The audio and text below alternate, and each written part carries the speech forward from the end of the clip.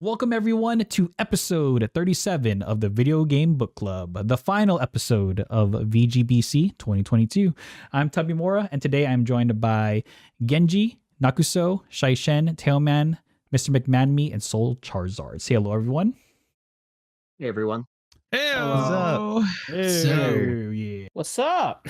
What up? So this time around, we're going to be focusing on Plague Tale Requiem, the follow-up and sequel to Plague Tale Innocence.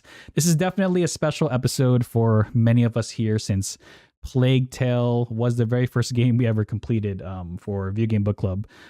Plague Tale Requiem was developed by Asobo Studio, published by Focus Entertainment, and was originally released on October 18th, 2022 for the Nintendo Switch, cloud gaming, PlayStation 5, Xbox Series X and S, and PC. And if you are interested in playing Plague Tale Requiem, I highly recommend you do not touch that Nintendo Switch cloud version. I heard it was terrible. So other platforms, though, it's pretty good. On Asobo Studios' official website, it reads, quote, "Embark on an emotional and breathtaking journey in the sequel to the award-winning A Plague Tale Innocence. Follow Amicia and her brother Hugo as they do whatever it takes to survive a brutal, uncaring world." But that's how the website describes the game. How would everyone here describe the game? And the order of presenting will be Genji, Soul Charizard, Nakuso, Tailman, Tabimura, Mr. McManme, and then Shaishen. And please be advised that spoilers are on the table. And with that said, let's get started.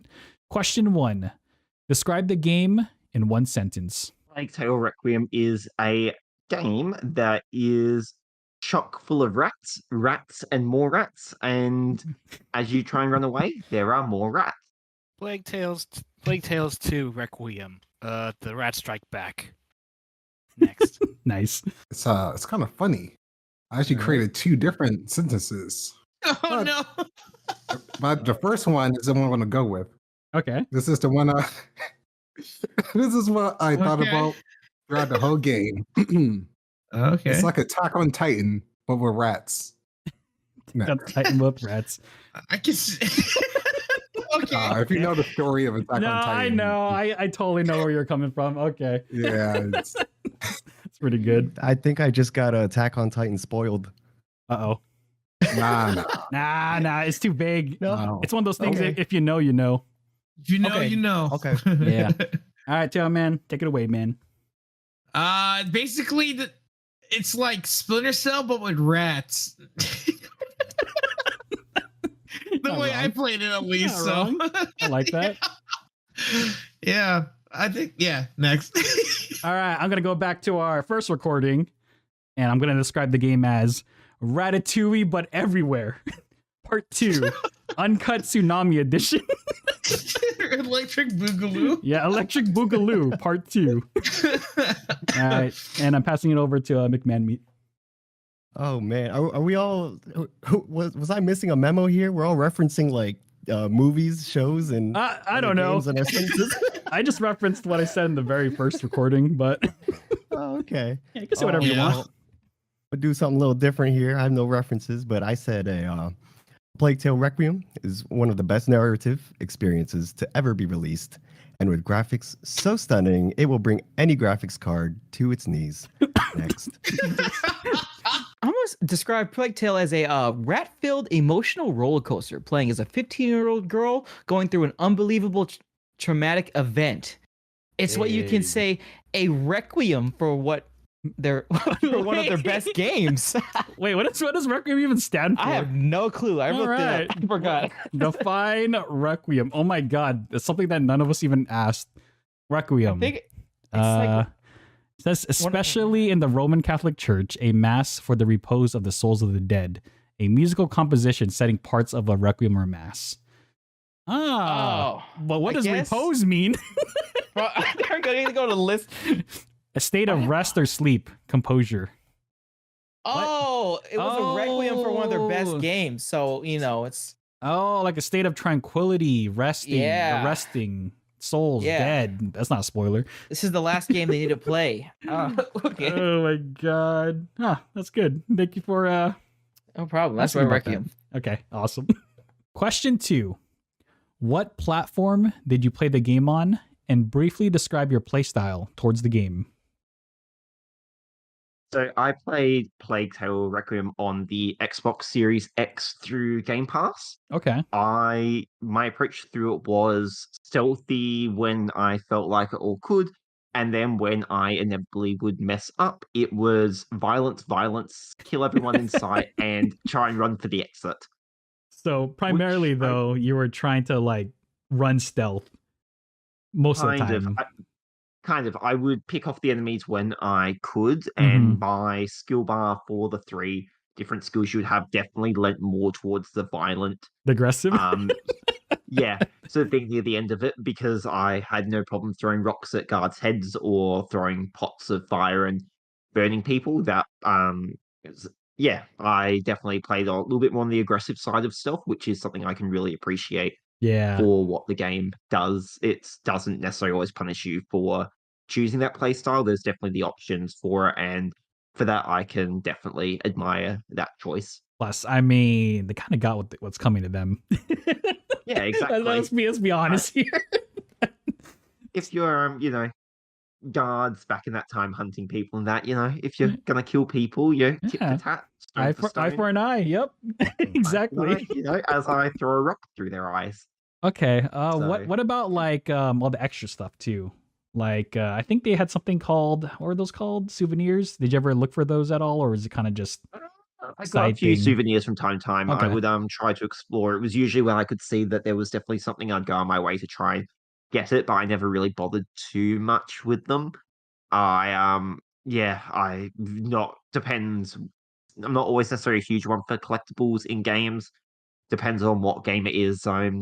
It adds a little bit more to the universe through getting some of the collectibles and that, but I don't feel like I missed out necessarily because of not hunting for them. Gotcha. So it was kind of like a passive thing. If you came across it, great. If not, no sweat. And whatever. Yeah, I never really went out my way. There were a few times I could see that there was something somewhere, so I'd go out my way to try and get there, but I never actively tried to go, well, I need to find each and every one of them on the chapters. It's not really how I approach stuff. I know some people want to go for a completionist, get everything within the universe and that, but I feel like these days also with the internet and that, if there's certain things you miss collectible wise, you can always just look it up. There has to be a pretty major reason, whether it be I know that in what was it, Until Dawn, by going out of your way to get all certain things and that, it would give you a different ending in that. So in that instance, I could see why you would want to do that. But in this game, I'm just like, yeah, whatever. If I get them, I get them. If I don't, I don't. Yeah, I'm just glad with the approach that they took with the souvenirs, because usually some games it's just like you collect it, it's just a great wall of text and that's it. You never look at it ever again. But in this game, it's one of those things where you're able to get past it without, it's like you don't get the souvenir, it's fine. But in this game, I like the approach that they took, because it's like if you get the souvenir, it kind of adds that additional layer to the characters as well, because they like talk about things that you would have not. Try not to like go into too much spoilers. They would have talked about things that you would have missed, but at the same time, it's not like a necessity to know that information. But it's just nice to have. There you go. It adds more. It adds layers. a little bit. It adds more to the universe and adds more to the story and the characterization and depth of that. It's not a requirement, but if you're invested in the game and you do like the universe, it's definitely something you should go out of your way to get, because it will add more to the experience and does help the overall experience, but it doesn't necessarily like a requirement. It's not a requirement. Yeah, you're not going to feel like you missed out on stuff. I had a great time with the game without having to get all the souvenirs. I want to thank Nagasto for telling me this about playing it on the website. It was interesting experience. And if I didn't have the Ethernet cable, I would have been playing in the at some sort of 8 bits or something like that. Yeah, because weren't you having like a lot of trouble launching it? Yeah, I was struggling on launching it on like the regular Game Pass until yeah. Nagasto told me to play it on the Xbox Cloud Server website, and if I kept on going on the regular Game Pass, I feel like my computer might explode on me. Uh-oh. Can't have that. Yeah. All right. Now back to this question. For my playstyle, I just did it silently, just like eliminated the guards that's like really like in the way and doesn't want to move, or at least distracted if I can. Mm-hmm. And I just went full on like evading the enemy because engaging is a no-go. You're not like a warrior type to be engaging in enemies like these. You're not in the. They can't take you out in 2 hits, so I wouldn't suggest if people are gonna be playing that and think you wanna become a hero or like kill all the enemies. I would not suggest doing that. Next. Okay. So for me, I played the game on Xbox Game Pass for PC. I was using the PS5 controller, Hell yeah. which also has support for the haptic feedback and other cool little things that is in the PS5 controller. So, Oh wait, there's haptic Having a- feedback. Apparently. Oh, that's Apparently. cool. I didn't know Yeah. that.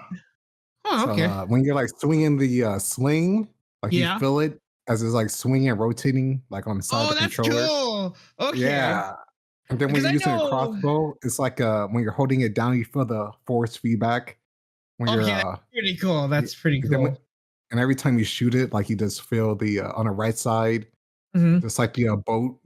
It's a really cool tech, and it's like how all these gimmicks are with new consoles. This Yeah. is kind of like the gimmick that I notice more often in terms of how they implemented it, because they have like thousands, I think, of little things inside that kind of go all around the controller. So there's like very subtle things sometimes, like when you're walking, or like when the rats are coming, you feel like the different vibrations at different Mhm. points of the controller. Yeah, It's, yeah. it's awesome. Oh, that's cool. So that's how I played using a controller. And also, I mostly did stealth with an emphasis on alchemy crafting in the beginning. I particularly went this route because, like in chapter 3, when you're finding the alchemists and with Lucas, as you're doing like all that stealth stuff, and then the infamous barn scene where Amicia is at her breaking point. At that time, I really Oh. didn't know if killing like too many enemies would produce a bad ending or route. Mhm. So I kind of like started to chill out a bit. Especially, I noticed like she was definitely more aggressive and more anxious as I played. So I just kind of actually surprisingly, I'm not sure if they like wanted the player to go that route, but I did calm down a bit. Then I got the crossbow and the murder commenced. Yeah, especially when you get the iron bolt upgrade. It's pretty much a rat Mhm. royale.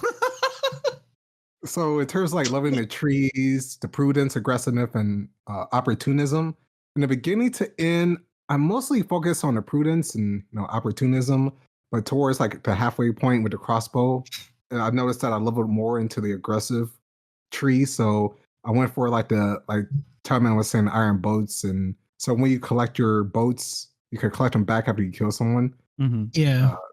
It was like the one I aimed for as soon as I seen that.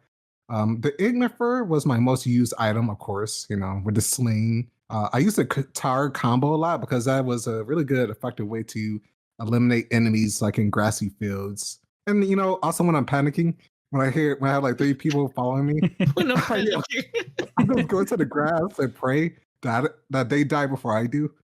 You know what's funny about the game? You can't die because of fire damage. It just makes you Oh. vulnerable. Oh, really? Yeah, I because died. I think I died by fire. I many died by times. Oh, no, I died many times by my own fire in the fields Yeah. of fire. weird. Oh, how come I didn't die then? A bug? Oh. No, I was kidding.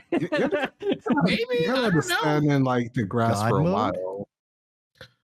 Yeah. Uh-oh. I'm gonna turn on God mode. I knew it. Wait, there's God mode in this computer or in this game? Oh, yeah. Wink, You wink. could- It's a accessibility option if you wanted to turn Mhm. it on. Oh, I didn't know that. I just thought my game was bugged. I'm like, hey, I ain't complaining. So I'm just walking through fire like it's nothing. Like, all right, y'all can't catch me. Oh, that's interesting. All right, all right. All right. Well, That's funny. I played it. How about you? How about you? So going off of that, apart from walking through fire like it's nothing, I played the game primarily with stealth. Well, first of all, I played this game on PC through the Xbox Game Pass. on keyboard and mouse. Good old keyboard and mouse. None of that haptic feedback, because back in my day, all we had were model IBMs. So Right. we're keeping that tradition alive, baby. No, but yeah, that's what I played on. And my play style, like I started off the bat, I played primarily stealthy, actually. And I noticed it was definitely, this game was definitely a lot more friendlier, more catered, as if it actually legitimately planned out for stealth compared to the first game in some aspects. And like Nakazo did, I did go for the iron bolts as soon as I saw it. So I kind of primarily used the crossbow as a sort of a get out of jail free card rather than as an outright offensive tool. Like in case I get cornered and there's no way, to prevent him from to keep him from alerting others, then I'll use my crossbow. But if I can, I'll typically just use the use stealth. And so my primary equipment I would usually use is the rock or a pot. So All right, I like it. yeah.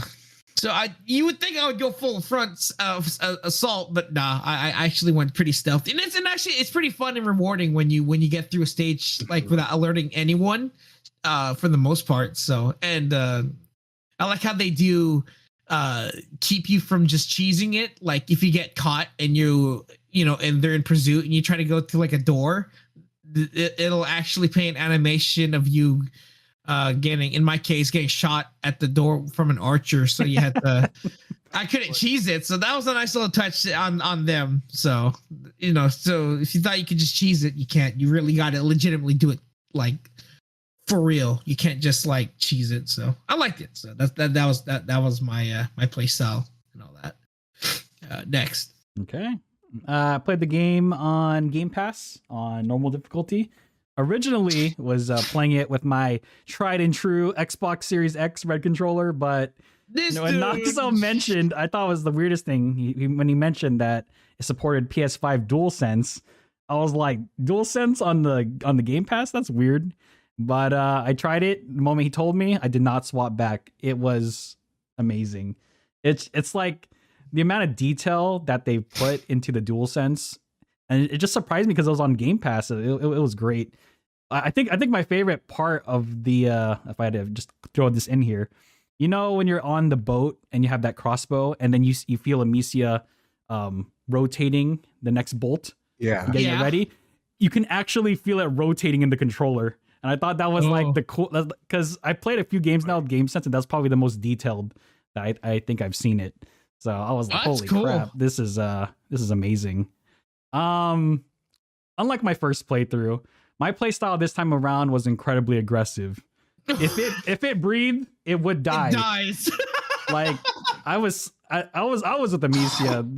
This world that they created, this world that they crafted was so, I don't know. It just brought the darkest parts of humanity. And I was like, you know what? The world keeps hurting us. It's time for a little payback. So I'm gonna hurt them back. Yeah. As the game progressed, I really want to focused all my points into what's it called? I think it's the tool skill tree. Oh yeah, that was the best one. So you get to just upgrade anywhere. Yep.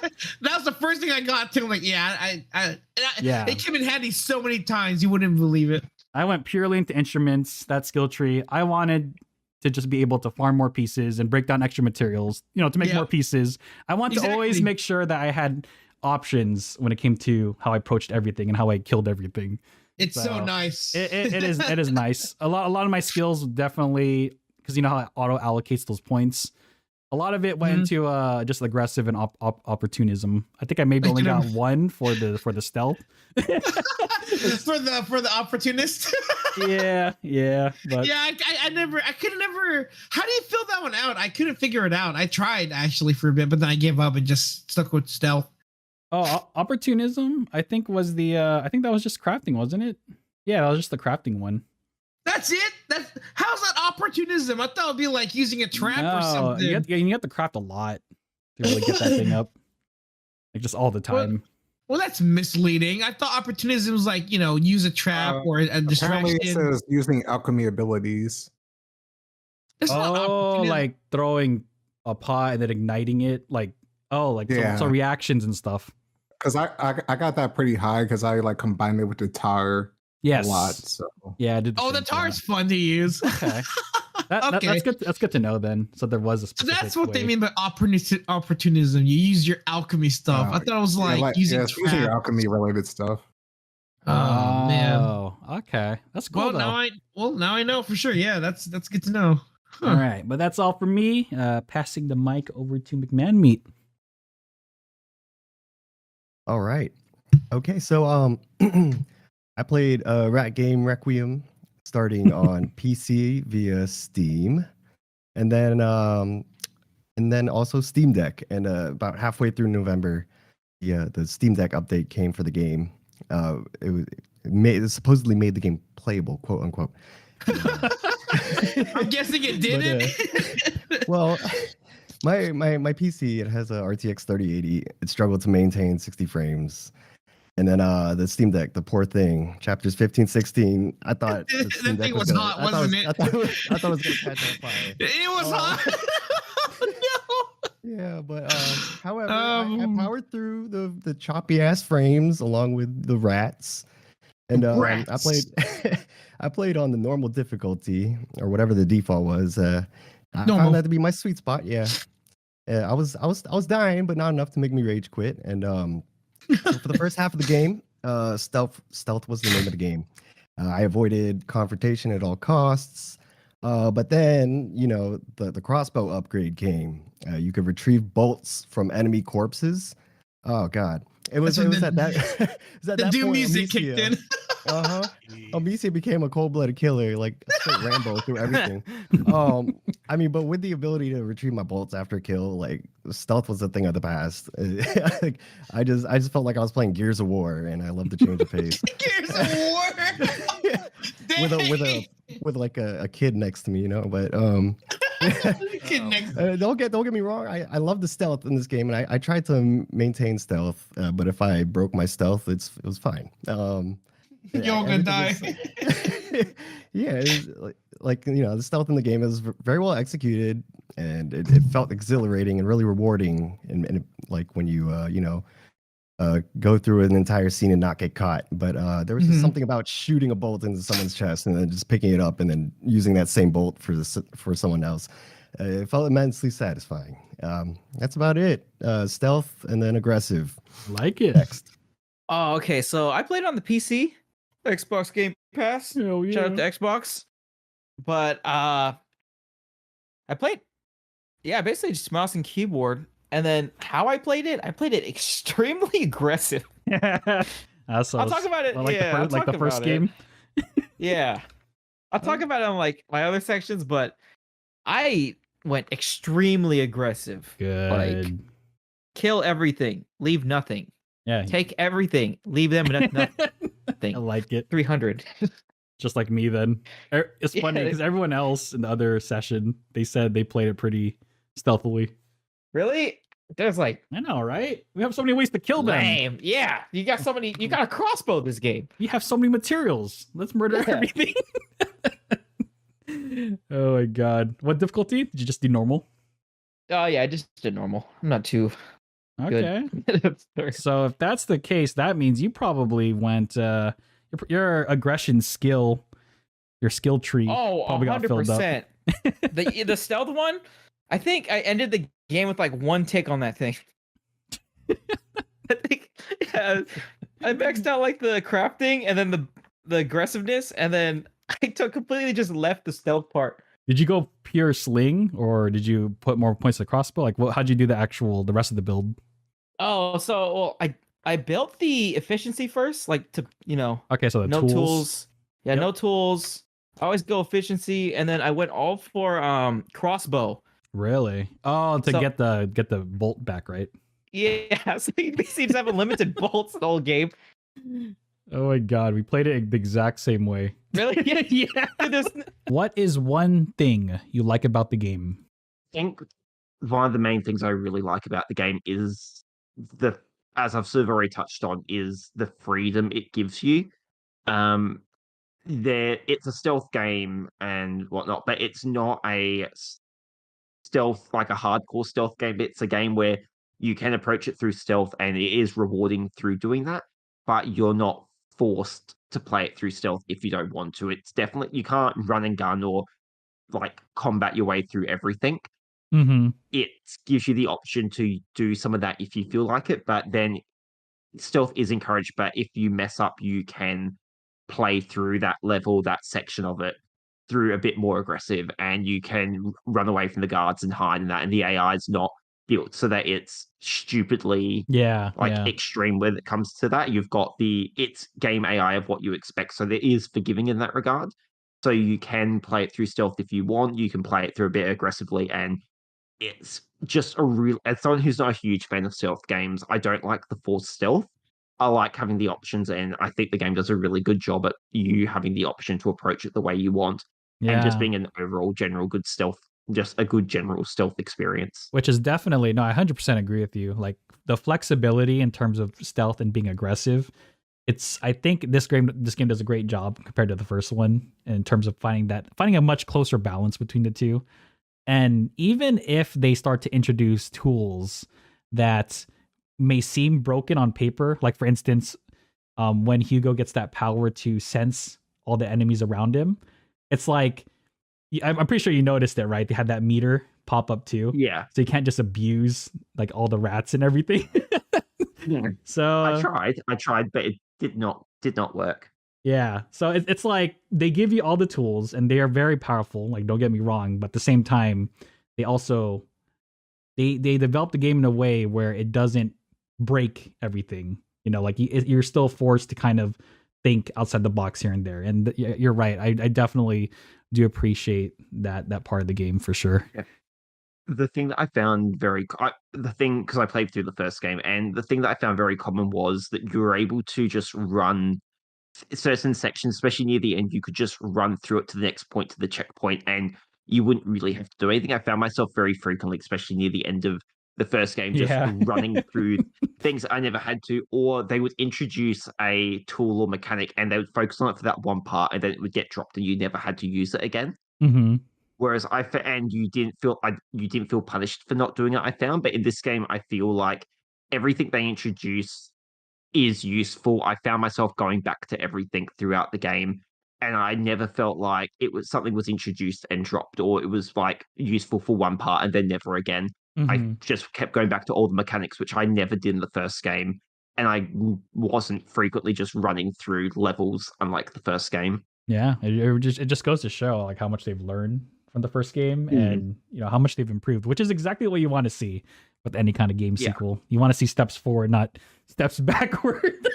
Yeah, definitely. One thing I like about the game is that going back to the first Plague Tale, there's it really continued on with their character development. It's just like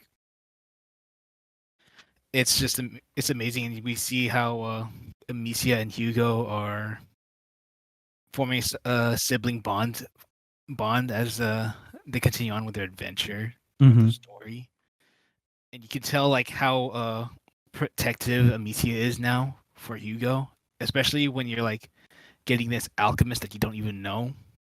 Vaughn, I think it was like Vaughn or something. Odon or something like Yeah, that. Vodon. Yeah, Vodon. Yeah. Yeah, and he's one of those obnoxious or like those that don't care about life people. Yeah, And- just results. Yeah.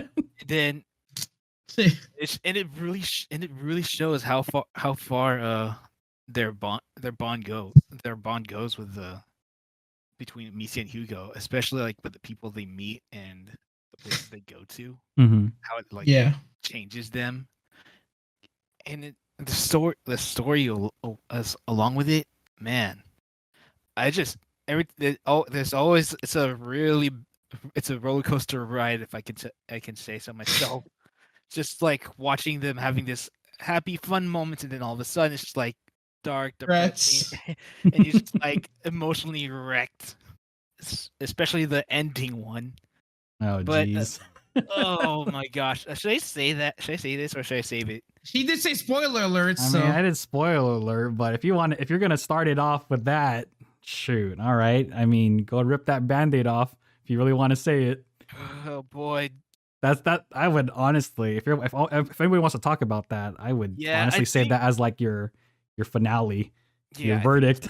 I'll save that for later. Oh, I'm definitely saving it for last for Yeah, sure. something like Good that. Damn. Lord, yeah, that thing hit.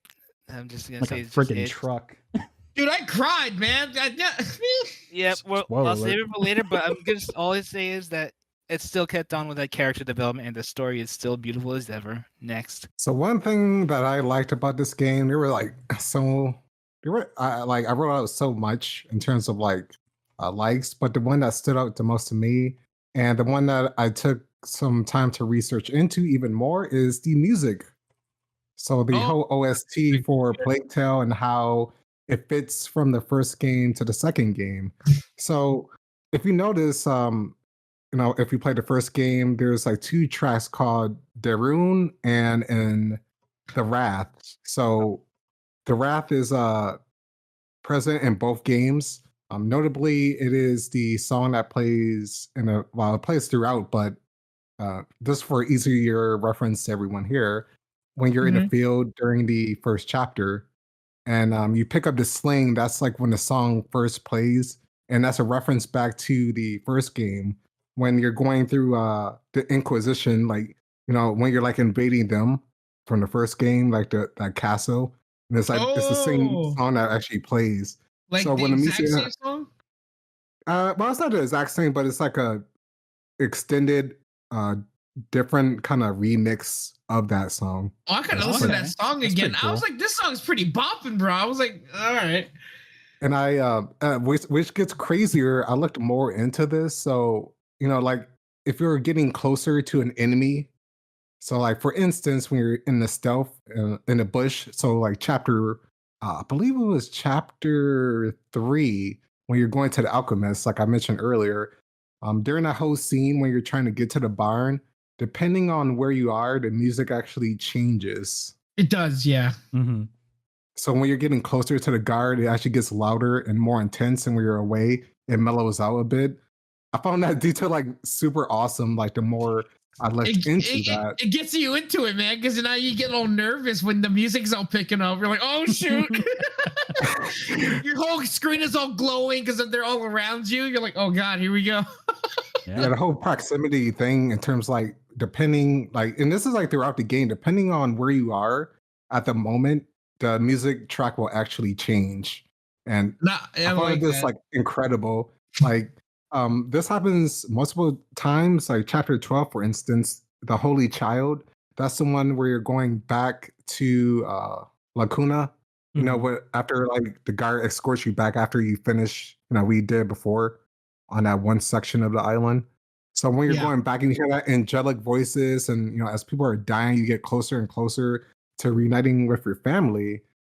That's just like an awesome track that plays, and it's just like it increases like the more you like go towards your destination, and just like the sounds and like the different variety of like tracks they had in this one, and how it complements the first one, and how it kind of like runs off from the first game and continues. I just like really love when games do that. Definitely notable games that come to mind is like God of War games do that, as Tubby would know. But just like anything that reuses like a good song and can just kind of make it its own thing throughout, it's like just awesome. Dynamic soundtracks, I think. Is that what they're like called? dynamic, yeah. Mm-hmm. And finally, the Plague Tale Innocence theme actually plays in the last chapter. Yeah. It's called, I think it's Brother, and this comes full circle, and it's like, wow, they actually referenced that from the first game. Really? And I didn't know that. Okay. A lot of the stuff I looked up online, and in fact, as I really wanted to research more into this because I was like really engrossed with the soundtrack. I actually listened to it like a dozen times on Spotify.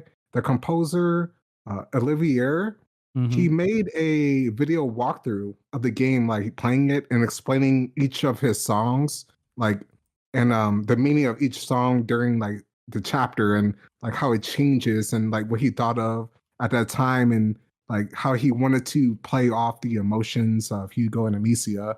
So I recommend like anyone who really enjoyed that soundtrack or has like any interest, like to go watch his walkthrough because him explaining it. It's like this is cool. That's like the first time I ever seen like a composer actually go through a Explain their game. Like, work. yeah, it's awesome. I was like, wow. Link I it. wish Link there more. it.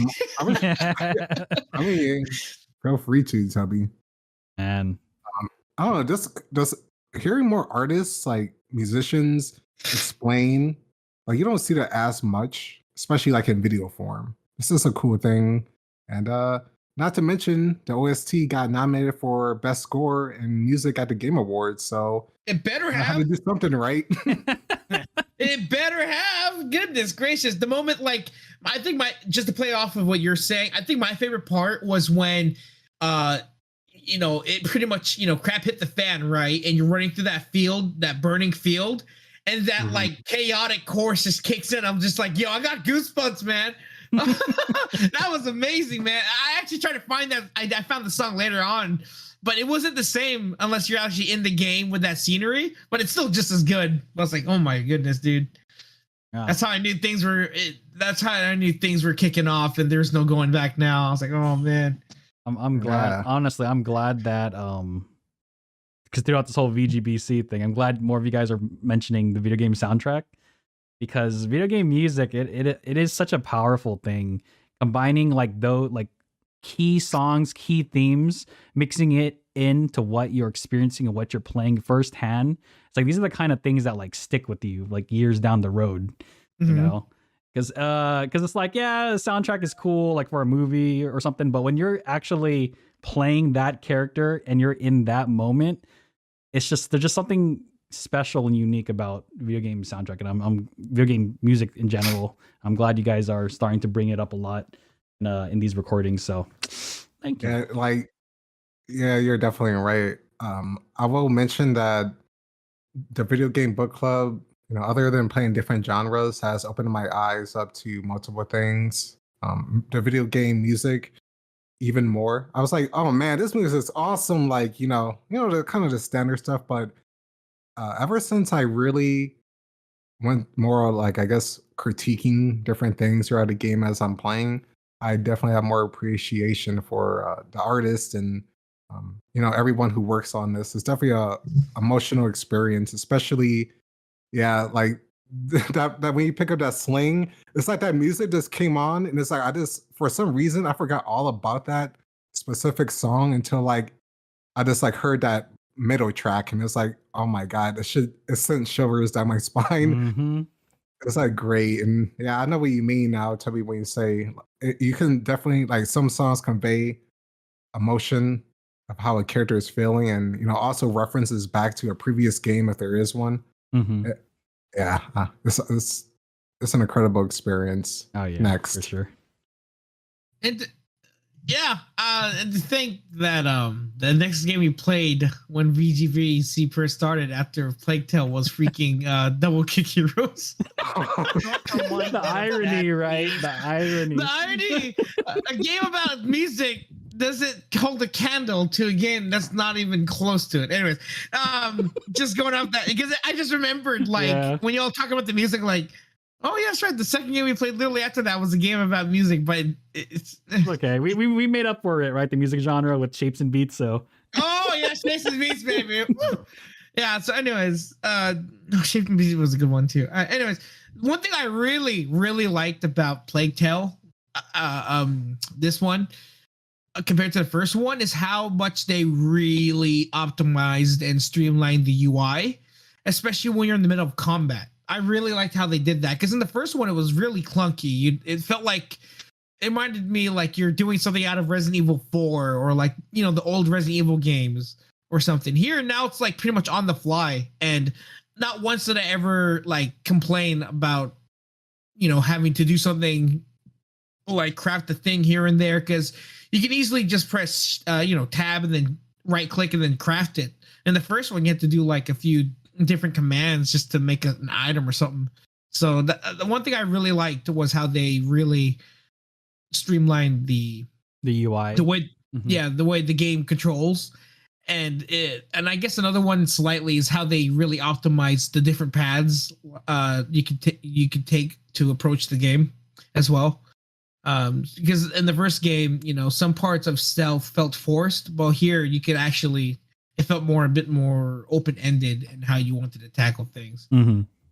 But my main one though is definitely the controls and the way the menus were arranged and how Much you more can streamlined. control.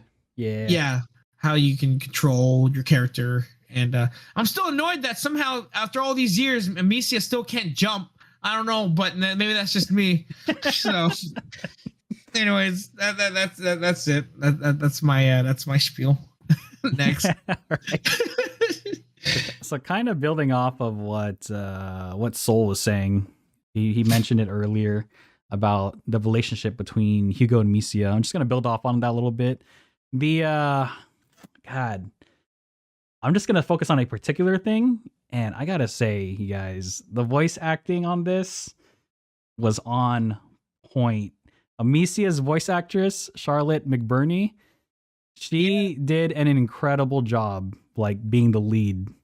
Because like it seemed like Plague Tale, she wasn't bad in Plague Tale Innocence, but Plague Tale Requiem, when she was in pain, and you can just see how much she was being tormented, like emotionally and physically, and the way she like spoke, like almost like a raspiness, like when she was really hurting, it's like you could feel it, and it was just, oh my god, it just punches a hole into your heart, it just rips it out. And then so like Hugo too, her brother Logan Hannon, like just them together, that dynamic, their voice acting performance was outstanding this game. It really sold it. Like, it makes a lot of AAA games look like crap in comparison. There was just so emotion, and it really wasn't until, and I think Noxo mentioned this, it wasn't really until chapter 3 when Amicia was just completely losing it, and she was just fed up with everything. She was just so angry, because at that moment, that was the first time you actually saw her at a moment of weakness, when she was just trembling with fear and she didn't know what to do. And then she immediately flipped that switch and go into like full anger bloodlust mode. I was like, this is something. This is a great vocal and story performance. Just, they completely knocked out of the park. Hands down to both of them. And overall, the whole cast did a great job. Quick mention is our girl Sophia.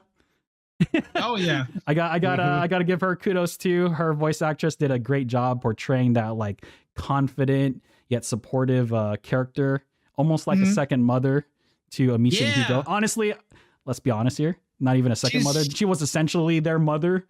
Yeah, pretty. Yeah, I'm gonna be real. Like that whole relationship. She was definitely. Because her and I forgot his name, the warrior guy, Arno. Arno was such a great father figure. The moment he started to warm up to the kids, like he had those like quirks that you would expect out of a father. It's just I don't know. I was hoping it would be, anyways. Yeah. It is. We'll talk more about that. We'll talk more about that. I want to point out that they also changed the voice actors. I think it might have probably been a direction change, but if you notice in this game, they sound pretty different. much dropped their French accent that they had in the first game. It's more of an English-ish accent. Yeah, because in the first game it's way more like thick in terms of accent, and I think it was probably more stiff. So they decided maybe like to cut it back a bit in terms of that. And then they, you could definitely tell the voice is like much different if you listen back to Innocence. Mm-hmm. I did notice that. I didn't know Plus, it's just maybe, let me just confirm. Okay, yeah, same people. Okay. Because they're supposed to be French, and that's in the first game. Their accents are more French. Plus, more thick. Plus, not only that, it's just their delivery is much more confident with how they're just saying their voice lines. It's because I thought it was weird, because you're right. I went back to the first game and I was like just watching cutscenes, and I was like, yeah, they definitely sound much more different. But I guess it also helps too that this game takes a little bit, like maybe like a year later, so they've gotten a little bit more mature too. 6 months. Yeah. Oh, 6 months. Okay. Dang, I'm guessing by the end of the game though, it's already been 6 months at the start of the game. Yeah. So it's definitely probably been maybe closer to a year by the end. There of was it. like if I remember correctly, there was like a time jump, right? Just a little bit during the game as well, if I remember correctly. Yeah. Like a month or two, I think, or maybe it was a week or so. I can't remember. Yeah, for sure, especially with all the downtime traveling. So Yeah. yeah, either way, that's the one thing I like. that's They incredible. knocked out of the park. Incredible. Great job, everyone. All awesome vocal talent all around. It was Mhm. they really sold it. So yeah, Mr. McManamy, what you got? All right. Yeah, I agree. That was excellent. I'm gonna kind of build off of what Genji was talking about. So I love how the game almost always gives the player more than one single approach to every enemy encounter. You can choose stealth, that stealth approach, and sneak past your enemies, or you can just use the combat approach and just go slings blazing. And while this was an option in the first game, I don't think Plague Tale Innocence offered as many tools for the combat approach to really make it worthwhile in the first game. Requiem, I believe they acknowledged this, and they made combat a more viable option, and I was all for it. Anyway, regardless of how you decide to approach your enemies, the game offers you, the player, the tools to encourage you to take a certain approach, and it's always up to you whether you want to use it or not. Like, for example, the game would present a chest to you full of alchemical ingredients for like extinguish in a dark room full of rats and guards with torches. And while you could just craft the extinguish and sling it at the torches to get rid of the guards, you don't have to.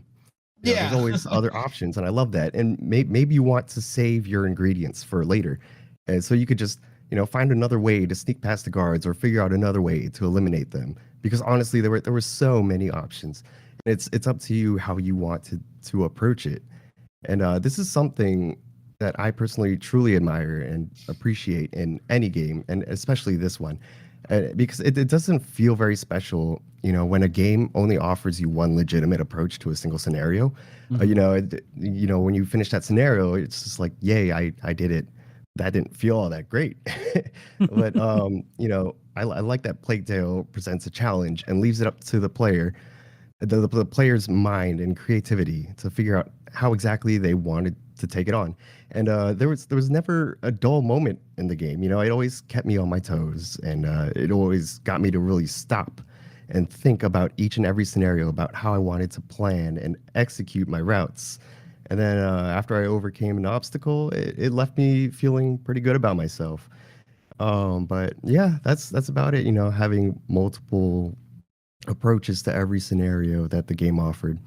Yeah, next. Okay. Oh, okay. The one thing I really did enjoy, I didn't expect to enjoy, was the bond between the different characters of the story. I didn't like That's surprising. looking at it. Yeah, it was kind of it kind of alleviated the amount of complaining and whining of how like they introduced all these characters, and they actually just made you, oh, these are other people living in this world, like the Crusader. Yeah, and then they added just like extra characters, really added like more depth of just just two kids. Uh-huh. And then they implement them inside the actual game, so they actually do stuff, and then you kind of get a feel for what these characters are going through. That's interesting, because remember, I think in the first recording, you were like, I don't like anyone. Yeah, I was like watching myself. I was like, wow, I said that. Oh, that makes sense. Man, I hate everyone in this game.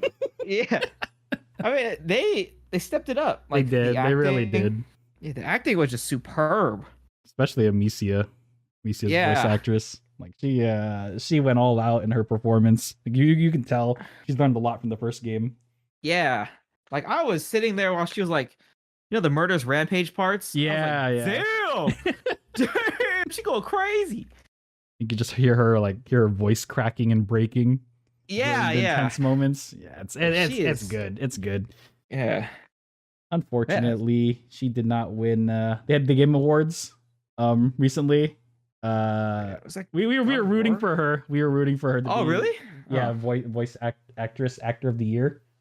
Yeah. It went to Kratos. So I voice actor for Kratos. Too bad. I feel like she definitely deserved it. yeah. I didn't play God of War, but That was God of really War good. won too much stuff, dude. Plague Tale Really? didn't even. Okay. Plague Tale didn't even win anything. I feel like I felt God bad. of War and Elden Ring won a bunch of stuff. Is that real? God of War sweeped like most categories they were in, and then Elden Oh, for Ring. real? Elden Ring won Game of the Year though. Oh, okay. Because I'm like, that's all I could think of is God of War and Elden Ring could have won. Yeah, I think bunch of I think things. Plague Tale could have. They should have won something. It's just unfortunate. Oh. They didn't win Jack. It's okay. Maybe Plague Tale 3. Maybe. So yeah, though, thing you liked about the game? That's surprising. Just like the Bond, yeah. the I bond, like the the. I like, characters, the camaraderie. it was more like a movie. Yeah, it's just like playing a movie, watching a movie. Question 4, and this is the a very unique question, specifically made for this video game book club. So, question 4. Back in 2021, we played Plague Tale Innocence and did our first ever VGBC episode on it. Now, if you were in that episode, please state the issue you had with the first game and let us know if Plague Tale Requiem was able to address that issue at all, or if you think it still has room for improvement for that specific issue. I was there for the first one. Yes. The game. I think the one thing I didn't like was there was no manual saves like where to like leave off and maybe where you can just like stay there and try to plan out your decisions or something like that. I Mm-hmm. think I said something like that, but they didn't put in manual save, but they did add like 2 kinds of checkpoints. Like Yes. one's a section like you can restart this whole section again, or I think in a certain chapters you can do you can restart a checkpoint because you don't like the path you're in. That like you immediately took. Like say for example you distracted the enemy, and then and then as you pass the distracted enemy, you turn around, another guard shows up, and you're already caught. Yeah, in that loop. Yep, and then it's like, okay, maybe I can do a checkpoint, and then see if I can restart the checkpoint. Takes you to the beginning of the level. Yep. Oh boy, but yeah, you go to that checkpoint, and then you just wait and see if the guard leaves. And the guard actually leaves, and that's where you can like continue on, so you don't have to waste any resources to distract the guard and make that mistake on turning the other corner. So yeah, You just standing right there. they didn't add the manual save, but I'm okay with the whole checkpoint and restart sections kind of thing. 'Cause Yeah, it it helps. seems to be scattered a lot more too with the checkpoints. They're more. It felt like they did a better job with checkpoint placement too. Yeah, they did, and I'm kind of glad they did that. So that was the one thing I didn't. That was one thing I didn't like in Innocence, but they owned it up on putting in the restart checkpoint or section system in Requiem. So yeah, that was a good one. Okay. Next. For me, I said multiple things, so it's kind of weird. Should I like say the things I said in I like a was system, or should I just I pick say one? just pick one. Just I mean, pick one. yeah, that- just pinpoint on one of them, I guess. Would be a good way to go. The crafting items is much better, much faster, and requires Yeah. less material than the first game. yeah. Yep. The first one you were Biggest. struggling. The second one you had so much you had to find ways to use it just to get it if you Yeah. wanted to. Yeah, but I guess it makes sense because there's more ways to do stuff. Mhm. But yeah, it was just more fun because I could experiment more than in the first game where I felt like I was like, You Man, really if I had to use this- strategize. yeah, if I use this, it might be like might screw me over later.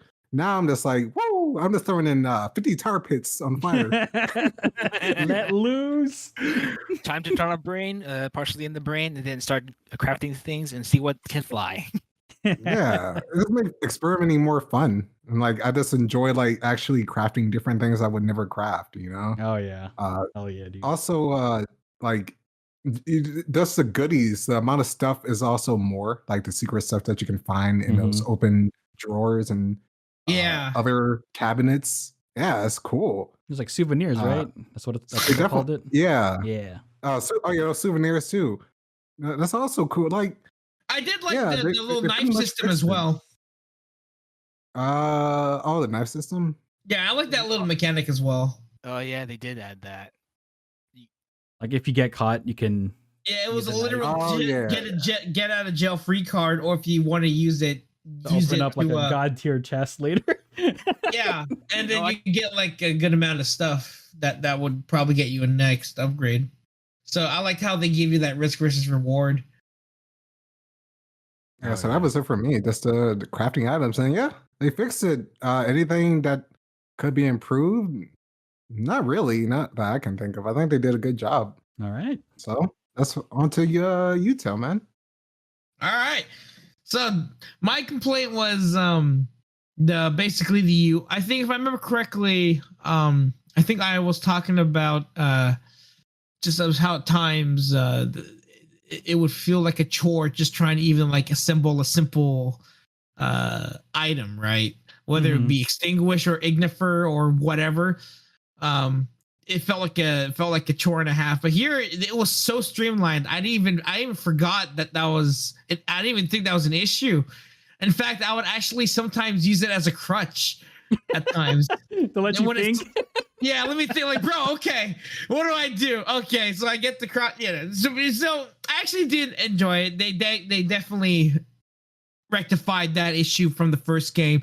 Mainly the one I noticed immediately was just how easy it is to just top up on stuff on the go compared to having to stop and then like, all right, what do I really want to craft? And like, you know, which one do I want to use? Because everything was so abundant. Like majority, like 75% of the time, I was always rocking full, at least with what I had, like a full 10 of everything at any time. Yep. Because that's just how much I had. And I was like, yo, this is pretty cool. So I actually it played into a lot of the things y'all talked about, giving you options how to play the game.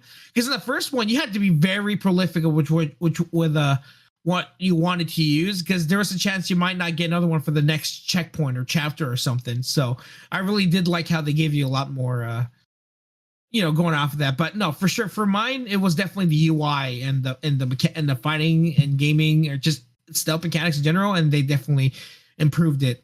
And if it was already good, then they really polished it well in that case. So they definitely answered or exceeded my gripes about the first game for sure. So okay, awesome. Yeah. Next. So I said one thing specifically, and Nux already mentioned it. My biggest issue was the fact that the skill upgrades were tied to your crafting materials. That was like the dumbest thing I'd ever seen. It's so dumb because like your skill upgrades tied to your crafting materials. It's unfortunate because you need those materials to craft specific ammo types for your sling. Meaning, if you spent a lot of your materials always crafting ammo, you were potentially missing out on skill upgrades. And I thought that was the dumbest thing. Sulfur, saltpeter, alcohol, fabric, it's like it was all tied to that same upgrade system. Oh boy. It's like because of that, like in the first game, I would purposely refuse and avoid crafting unique ammo, which kind of tied to what you had said in the first recording, Tailman, how like you just stuck with one thing, one way to kill the enemies repeatedly. Which was a basic rock. Yeah, which is the basic rock because you want to conserve. But thank the rat gods. That's not the case anymore with this game. Your upgrades are now linked to separate independent materials. Like you don't have to worry about that stuff. All you need are, I think they're called pieces and an upgrade tool. That's all you need. Yeah, completely isolated items. And your skills are actually separate as well into their own little skill tree with how you played, and it really does show.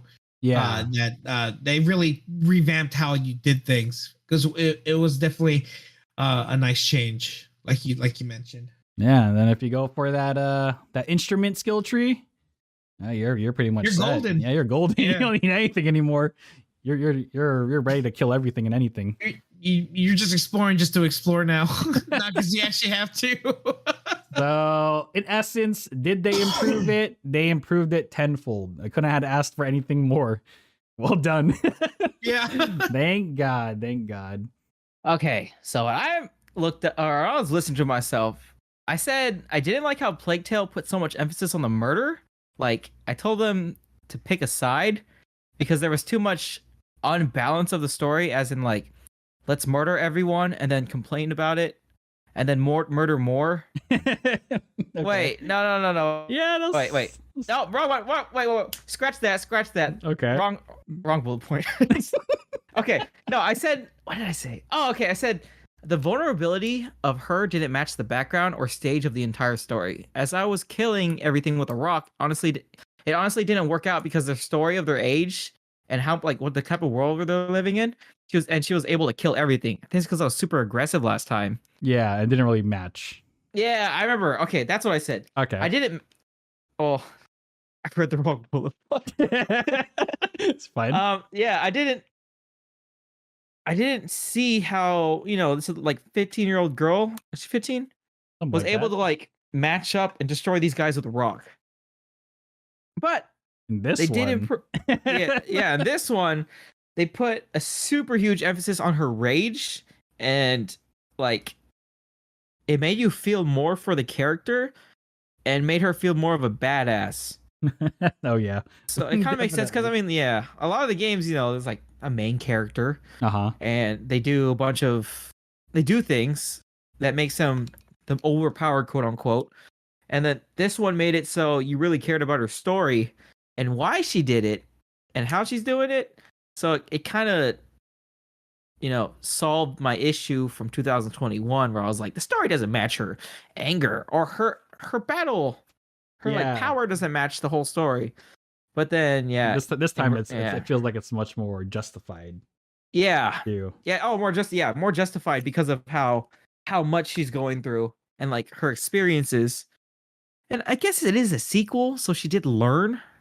So it kind of alleviated what I just said because of the because how much she learned throughout her rage out of her previous experiences.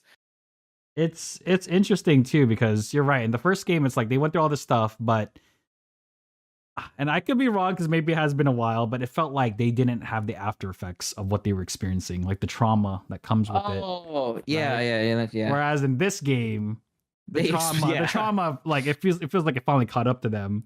They're hella traumatized. They are just frustrated with the world and the situations that they've been put in, and it's conveyed through like what you said, like when Amicia was kind of just losing it. Like, it was a roller coaster. Yeah, the anxiety attacks. Oh my god. Or she would go through that, and it like the game would like experience it with you, and I'm like, oh shoot, keep going through it. Oh, that's bad. It's just you can definitely tell that they did a better job linking, your actions to the emotional state, the mental state of the characters. Yeah, they're not even adults, and they're just like so much stuff happening. And having this game show that these characters are really going through it, like basically changed it and made it better from what I said back in 1994. What is one thing you did not like about the game? Just one. Just one. Yeah. You gotta leave room for everyone else. Okay. I'm gonna have to go with the way some of the characters are written, or the way the game inherently presents the characters in the game. It comes down to the inherent problem of it being a sequel and the environment and setting it's set in. But I found myself never trusting any of the characters for 99% of the game and being doubtful whenever introduced. Inherently, the problem is it's a world where there's a plague of rats, people need to fend for themselves and survive. But the problem is every single time a character was introduced, I was spent thinking, when are they going to fuck me over? What are they going to do to betray me? And it meant that when writers were trying to create moments that you could grow to like certain characters, I was like, I don't trust care. this person. I don't trust them. When, again, spoilers, but when we were introduced to the king and queen or whatever on the island. Oh yeah, definitely. I'm just they're gonna screw me over. When we're introduced, I forget what his name was, the night guy or whatever. I'm like, Arno. Even when it was like, even when he came back and was like, oh hey, I'm gonna help you, I'm like, nah, you're gonna screw me over. Just every single time, I'm just like, I don't trust you. I don't care about you because I know you're going to do something to screw me over. And I don't necessarily know how they could go about fixing it because it's part of the inherent the way the era the game's set in is you are just distrusting of people and you think people are going to try and screw you over. And I don't think they could have done any way to address the problem or fix it because it's just I guess you could argue that's a good thing that the game sets you in a mood and immerses you in the idea that it's safe and for yourself you need to survive at all costs, so don't trust anyone. Mm-hmm. But then as a characterization thing, it becomes a very difficult thing where you just don't generally grow to like many of the characters because you're always on edge, questioning their motives. Yeah, So I think though, like there is one way they could have fixed it too, which I'm surprised they didn't take this route.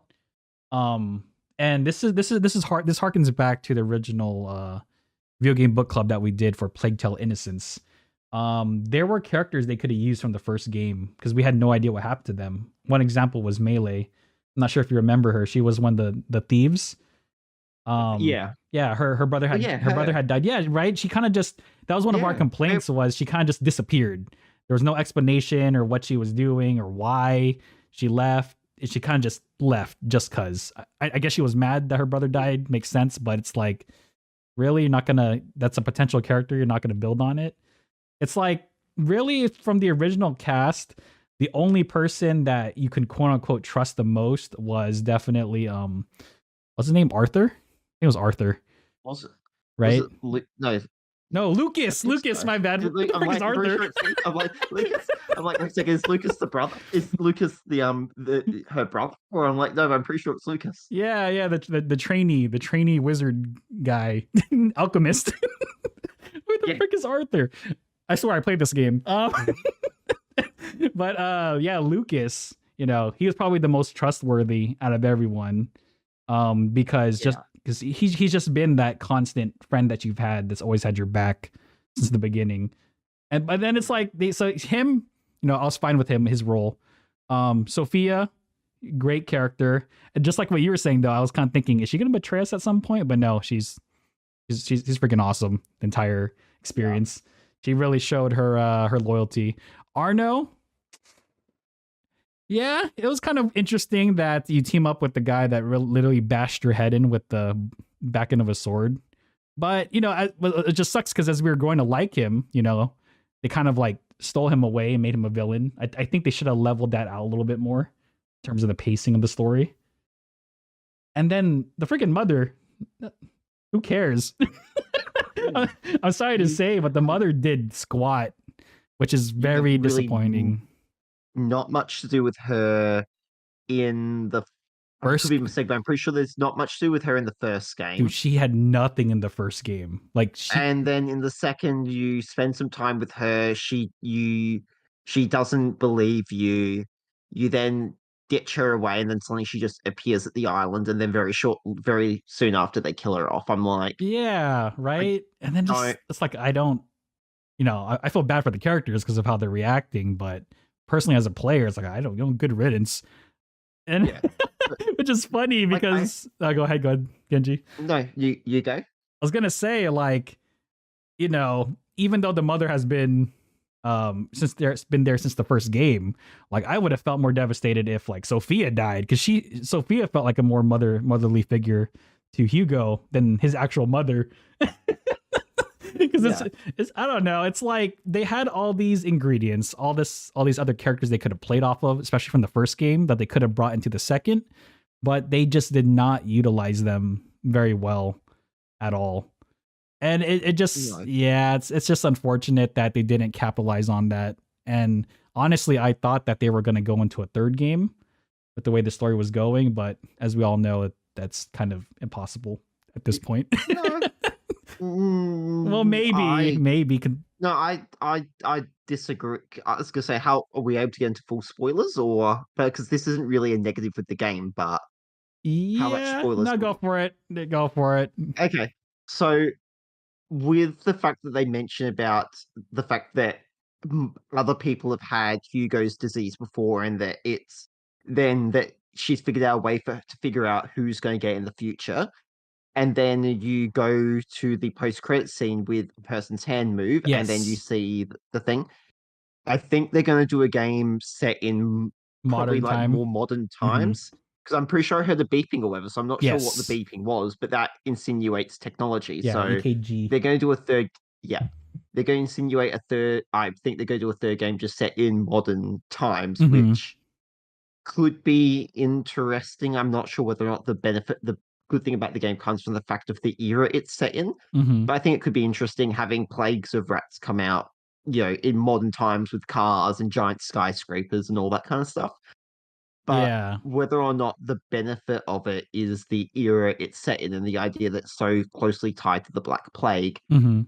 and introducing the Black Plague into modern times, I'm not sure how I feel about that. Even if you did like the 1900s, serving like Elizabethan, no, not Elizabethan era isn't 1900s, but even sort of Elizabethan era or like the 16 to 1800s or whatever, where you had England or whatever. Mhm. Obviously, yeah, it's more of the Australian history with England sort of leaving because of how trying to find a new land because of how much of a shithole it was with the just overcrowding and jails and all that kind of stuff. So even that sort of era, the 17 to 1800s, could be a good setting for it. But going full modern could be interesting, but I'm not sure if it's going to lose some of the charm that the first two games have. Yeah. Like the way the ending happened, and then I'm trying to rope this back Yeah. to your initial point, is it's kind of left open ended. Like they could Yeah. continue it if they wanted to, or they could just end it there. Which, I mean, the story is completely wrapped up. They could, but you're right. There are some things that they could address, because I don't think they really explained how the whole thing started. Like, we know the history of it, but why did it start? Like, who caused it in the first place? There are hints, Yeah. but there's no like true explanation.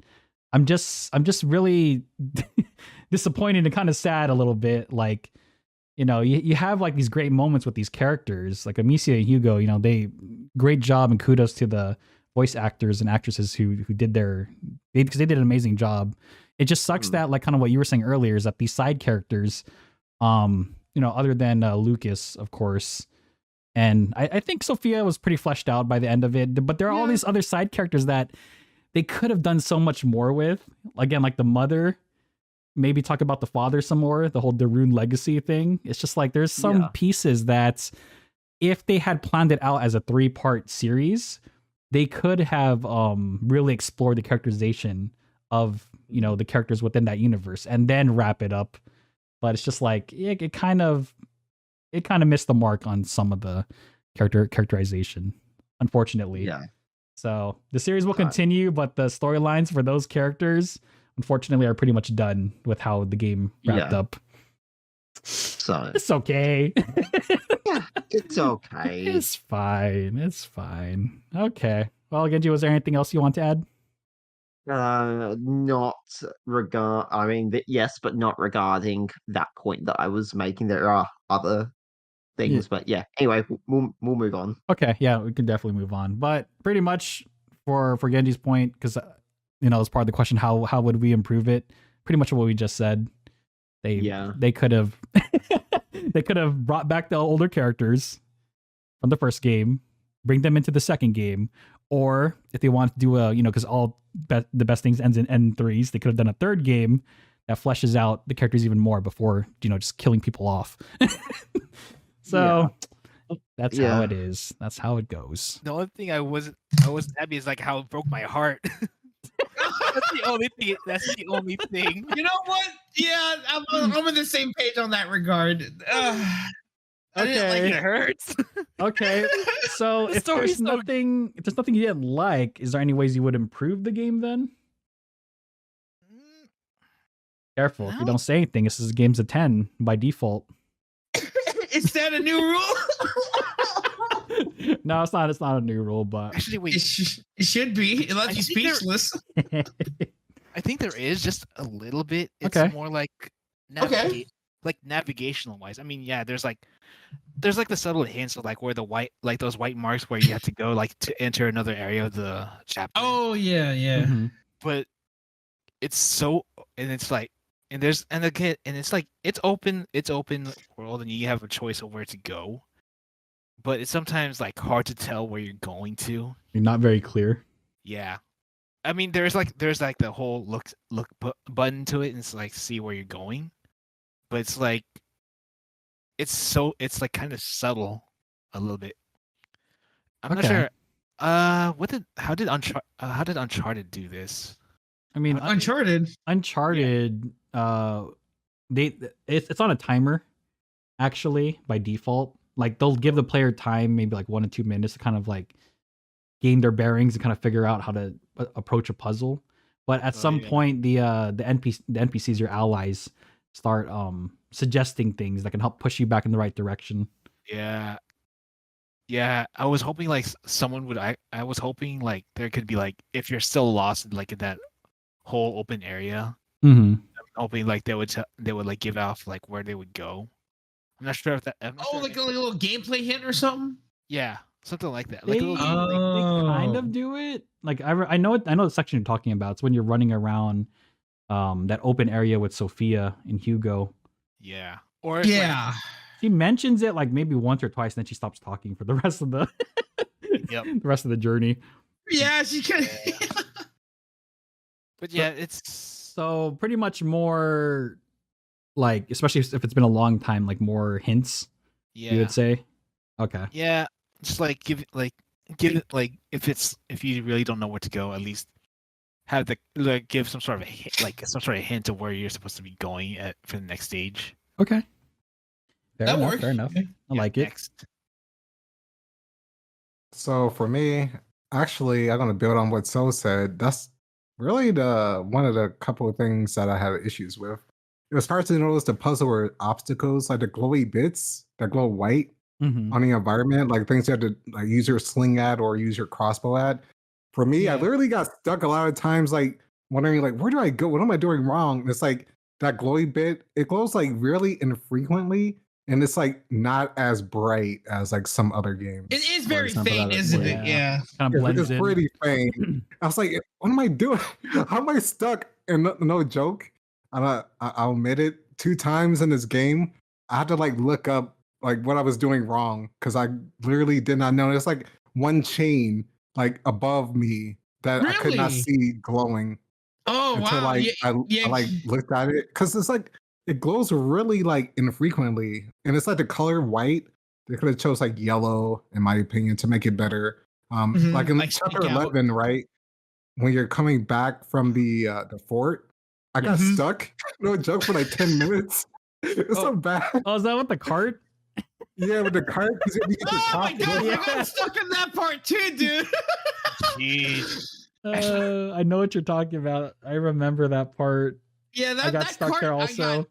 I had to like restart the checkpoint. Maybe I thought the game wasn't working right. Yeah, that's what I did. Yeah.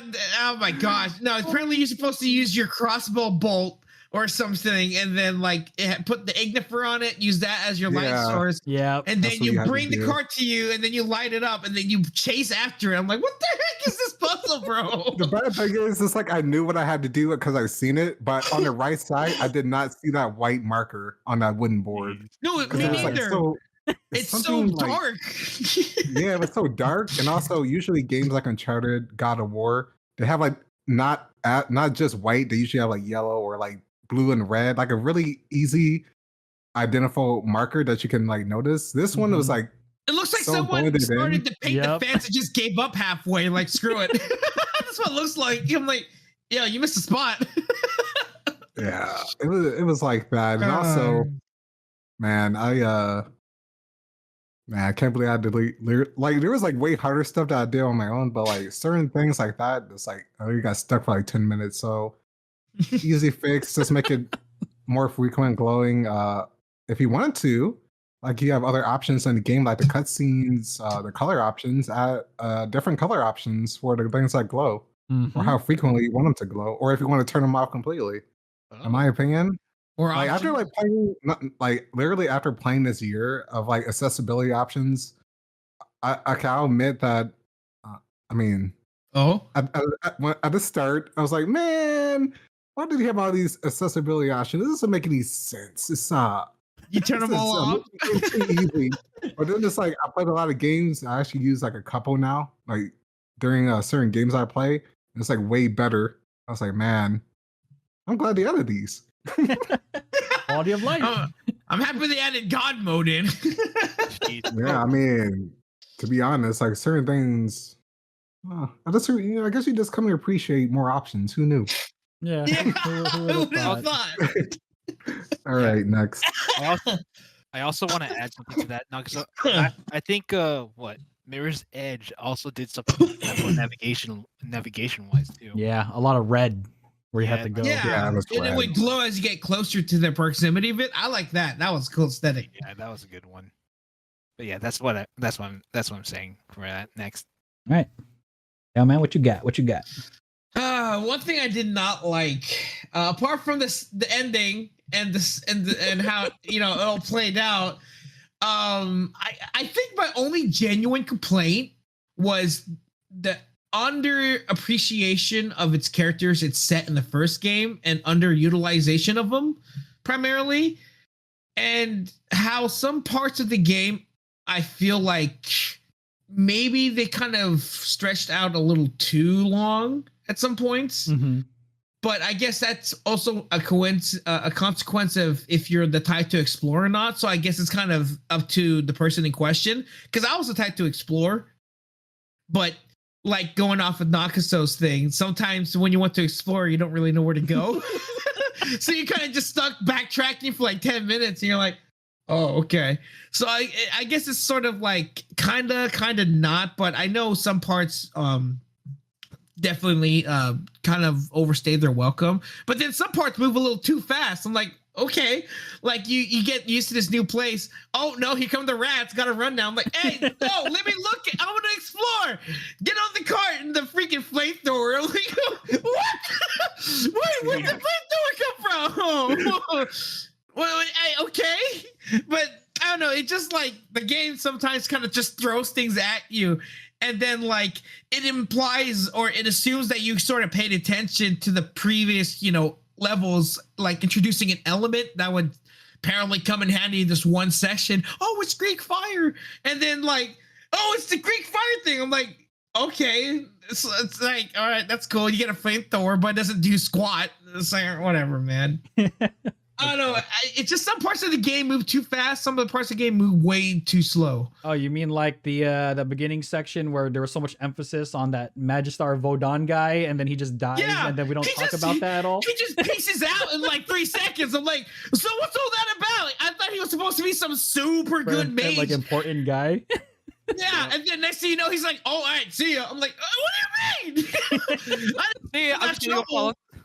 I didn't show the throne to see you just peace out like that. Like, okay, yeah, all right, cool, rat food. All right, sheesh, man. Sometimes they like, I think, you know what? No, I think it's the character usage is the one thing I didn't like, especially how they set him up to be like this great thing, and then they end up just being piss water. I'm like, okay. Oh, like the mother. Yeah, There's a certain anime that does that. Uh-oh. Anyway. And that's a good thing about that one anime, in my opinion. The mother, anyone can be useless. Oh God. The mother was only good for polishing a knife. Damn. I was like, okay. She was only good as an enabler for Hugo. No, and Amicia. Exactly. That's it. That's all she was. Just an enabler. Even in anyways, which is towards the end. Yeah, I know. I just wish they. What's the point? According to the story of a protector and a carrier. Yeah, like. Up to the previous ones, I guess it makes sense why. Yeah, I thought they were gonna build up more on that, but it's kind of but it was just like a. I mean, they might. They can, but the thing is, because of what happened, they can. No, they definitely can still. Yeah, they can, but not with our existing characters that we've grown with. Oh no, they would have to be. Oh no, this has brand to be new cast, new character every 2 chapters. I bet you they're gonna have like the new characters in the third game. I would be surprised if they somehow have some sort of faint lineage to. They have to. They better. Yeah. I mean, there is that. I mean, in that epilogue, there is that Darun legacy. So Yeah, that is never true. know. So Yeah. there could be a chance in the third game it could be new characters, but they're Or very a prequel of the past Oh, like- career. Because we still like- don't know what happened Oh, to that'd be you know what? You know what? They better go with that option. Actually, it would make more That sense. goes with to a the lot more things. Justinian plague, which was the first one. Yeah, I like that. Yeah, potential. actually, I think that one would be a good third game. Actually, instead of going straight into the modern times like that thing. Because if they went to 500 years, it would be around. I was talking to Sol about it. It'd be almost around to World War One. The Spanish flu, I think, would be the newest Yeah. one after that. Oh, okay. Yeah. Okay. So recap. It was 500 years, right? Yeah, it was 500, and then it's like it was 1340 something. So it's almost to that point, but I think it's closer to the Spanish flu. So right before World War One. No, Hmm. no. World War One is 19. Is yeah. around 1900, like early 1900s. Yeah. So if it's gonna be 500 years, approximately, maybe it has to be like probably revolutionary. War. Yeah. But then that wouldn't make any sense for that epilogue that we heard. But they said around 500. They didn't say exactly 5. That's true. It could have been 800 for all we know. That's the estimate that we know. We're not sure if they're lying or if it's randomized. Either way, That's what honestly a prequel would probably be a better. You know what? direction. Knowing It how might. they utilize their characters, I wouldn't be surprised if the 500 was just a random number they threw up there just for giggles. I mean, I'm pretty sure Alchemist. Or it could be like Alchemist, like it's like their hypothesis that where it comes out. let's be real, they shafted a lot of the side characters. That's all it is. Yeah, you know Oh, what? yeah. I'm so mad how they treated my boy Lucas dirty. Like he from the first game, I was hoping to see more of him as well, but no, they just like shoved him off on the boat. I'm like, all right, that's cool. A little bit in the beginning, a little bit in the end. Exactly. Like it would have been cool to have him part of your group during all that as a thing. I don't know. Yeah. Anyways, You know. and point. All right. Well, anyways, my main complaint is just the way they utilize a lot of the characters, the side characters per se, like So? Genji says. How would you fix it? How would you improve it? Well, for starters, not have them, just say hi and then get, peace out later on. I'm like, okay, give them like an actual function in the game. Like, don't just have them be a plot device to give you a new mechanic, but like actually, stick with you and, actively. Because the problem with the game going throughout the game is just Amicia and Lucas. Not Lucas. Hugo. And the problem is you see her trying to fight it, but I was like so many times, before we got to where you get to when you team up with the sea scorpion. I forgot her name. Sophia. It would have been nice. Sophia, thank you. It would have been nice to have Lucas there still trying to be that moral compass he seemed trying to be like towards the end of the game when it was obviously already too late. Like in between then though, it would have been nice to see him like still trying to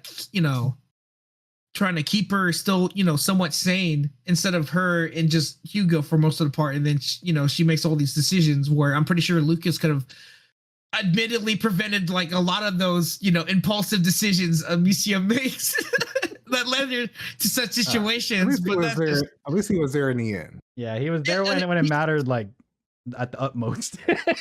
Yeah, you know what? I'll give it that. At least they I really did like put him Lucas there. too, like as a character. Like every time he's know. actually shown, he's actually really. Yeah, He's a pretty cool character actually. For Yeah, like, that's why. he's when it comes to the child stability. characters, I have like they have to like be really good, or they can be like super annoying. And the way they handle like the characters in this game, at least for Hugo, in terms did of it like well. they did it really well. Yeah, they're not your stereotypical like annoying escort missions, on demand. They actually have a little bit of a personality. Jeez. I don't know. It just felt like a big thing that they could have done, because we know how grand the story was about to get. I honestly think if they paced it properly, they could have brought it to a third game. Like with Yeah, with they with the could've. existing universe that they've already established and the history and lore that we were starting The to- Order, the Yeah. Protector, the Carrier. it just you it know. felt like it was over too soon. Like It was, it could have been a little bit more. But yeah, good thing you mentioned that. yeah, the It's characters. just a dream. It's just a dream. Oh God, if they pull that, I swear this game is getting automatic 1 for the next installment. Yeah. Actually, I hate to. I've been hearing some things on the YouTube comments about the ending. Someone's saying that that's probably the last game, and I don't think they're going to continue on forward with it. But I'm not really sure. That's okay. They say it depends on how well it sells. Oh, That's all. Yeah. It's not the storyline; it's the money. Oh boy. They're a double A and they spent a lot of money on that game. Yeah, they did. That's what I'm saying. Like, it's not easy to. If the game does well, then yeah, there's a chance. But if it doesn't, then I guess that's just the end of the road. Yeah. Yeah, don't be randomal. Anyway, Okay. Don't make another Anyway, Blightbound. But yeah, that's just my the thing, spiel. man. No, I know you're on point. You're Definitely the characters I wish were utilized more properly and like not just done dirty off the bat like Yeah, that. And paced a bit overhyped. better. Yeah. Incorporate the story a little bit better. Yeah, I gotcha. especially the ending. Anyway. Yeah. The ending. Oh man. God, people are gonna think we're haters. I've noticed in our video game book club recordings, our longest sections are always the thing we didn't like. Oh boy. You know what? That is We're haters. because you're critiquing the game. I'm gonna critique it. If you don't like it, so be it. Yeah, yeah. Okay. For me, and this didn't happen very often, but when it did, it hit badly. There were some bugs that I would encounter once in a while. Really? And Genji actually wanted me to talk about it because he wanted to add this, but it was a different point from what he was making. Okay. But yeah, they're the bugs in this game, in Goofy. And I'm not just talking about like funny visual bugs, like someone's face turning inside out or someone's weapon just floating during a cutscene. I'm talking about like game-breaking bugs that required a restart. It only happened maybe like once or twice, but here's a good example. This is when you first start working with Arno. There's this long dark tunnel full of rats, and this is the first time he asks you to fire a crossbow, with a fire at the tip into a shield. Oh, that one. Okay. Yeah, what's supposed to happen is that he goes into an animation where he takes out the shield, he puts it in front of him, and then you fire the crossbow bolt with the fire. And then from there, you're supposed to stand behind him, and he leads the way with his shield lifted up. Yeah. Instead, in my game, and I will post this on the YouTube channel pretty soon here, it initiates the whole audio cue, for this all to happen. But Arno is stuck in his default resting pose. He's just standing there. His mouth is moving, but his shield is still stuck on his back. So I'm like, okay, shoot the shield on your back, or shoot the shield. Okay, so I go behind him, trying to not touch the rats. I shoot the shield with the crossbow bolt, and then it suddenly initiates the next section where you're supposed to follow him through the dark tunnel of rats, and he's like doing the whole voice over for it, but he's still just standing there. So I'm like, huh. Okay, That's then. so weird. So yeah, bugs like that, and then like the whole thing with like their weapons being reset back into their back, even though they're like sitting down for some reason. Like it's clear that they were meant to be put on the side, like when they're resting on the boat. It's like things like that. Not a huge deal, but it definitely took me out of the game a couple times. I'm just like, okay. I never ran into that. Yeah. I've never had any issues like that, actually. I never got lost. I never had any game breaking bugs. I ran to that, and I ran into sort I of think about Genji. So I don't know how many other people. Was this on Game Pass or? It's on Game Pass, dude. Weird. How come I never had those? I would have been laughing if I saw something like that. But I don't know. I don't know what was going on. It was really, really strange. All I have. They were just one of All the I few have- lucky ones to witness. So how would I improve it? Just a little bit more patchwork, quality testing prior stuff, in case stuff like that. I remember McMahon Meat. I remember he posted that. Wait, you paused during a cutscene or something? Yeah, and then you just like take out the photo mode. camera. Your photo so mode, much and then it fun. messes up their faces. So much fun. Yes. Yeah, because they're they're out of frame, so they don't really have to do much, and then they're all like contorted in some like Eldritchian horror type stuff. I'm like, what the heck? That's definitely not. I don't think they were planning on that stuff to be happening. Wait, But where did you post that McMahon? I can't remember where you posted that. he put it. He isn't the proof of I think it was completion in video game chat. or video game chat, something like Yeah. that. But yeah, McMahon, I'm gonna slide it your way. Yeah, honestly, just to fix my stuff, it's just a little bit more quality testing prior to releasing it. I'm wondering how this game performed on launch, though. Is the thing. That was worse. I know that was an issue, and they patched it. Okay. So, okay. again. Yeah, I kind of figured. But yeah, overall, pretty stable game. Pretty stable game. I like it. McMahon Meat, go for it. Cool. Okay. One thing I didn't like about the game. I did not like that certain areas do not allow you to backtrack. Yeah. There Oh, are yeah, times- okay, that's a good one. Mhm. Yeah, throughout the exploration portion of the game, where you would be presented with a metaphorical fork in the road. You would proceed with one path, and then the game doesn't let you go back to check out the other path because you unknowingly took the path that triggered progression in the story. And as someone who loves thorough exploration in video games, this really frustrated me. And an example would be one time I was walking around the inside of a house. I had the option of checking out the upstairs or checking out this hatch on the ground, and I chose to check out the hatch in the ground because it was closer to me, and I just figured, I'll see what's in here, and then I'll go back and check upstairs. And so I opened the hatch, and to my demise, Amicia jumps down, like far down, and there was no way back up. Uh-oh. And I Oh remember, no! Yeah. yeah, I just remember standing there, and I was just staring up at the hatch that I came down from, and just, wallowing in sadness and regret. Like I could have explored that hatch. Now I can't. Mhm. Yeah, and And I'll bet how you would I it, fix like, it? it sets a checkpoint as soon as you land there too, so you can't Yeah, restart. and then you to can't. it. Yeah, I know. The disrespect. It did me dirty, and how would I fix it? For hatches like the one I mentioned, it would be nice to have a ladder to climb back up. And if there's a door that you go through and it doesn't let you go back, let the player go back through the door.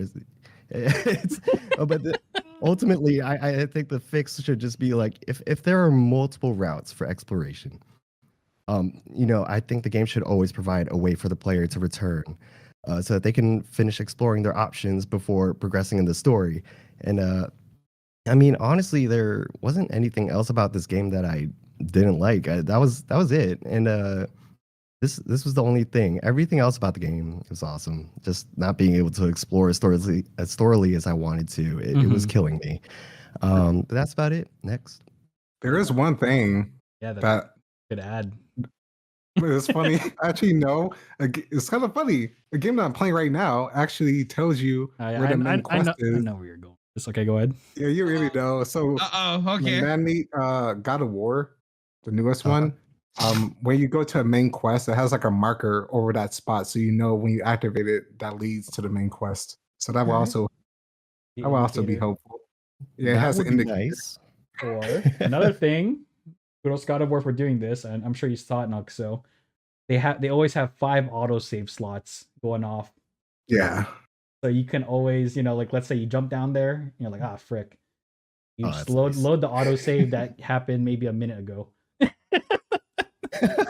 Oh wow. So yeah, there's some That quality would've of been life nice. stuff they could have added, but Yeah. Okay, so this is the other bullet point. I didn't like Plague Tale. I feel like I know it's contradicting what I said before, but I feel like they put too much emphasis on murder. Like they made it way too easy. Okay.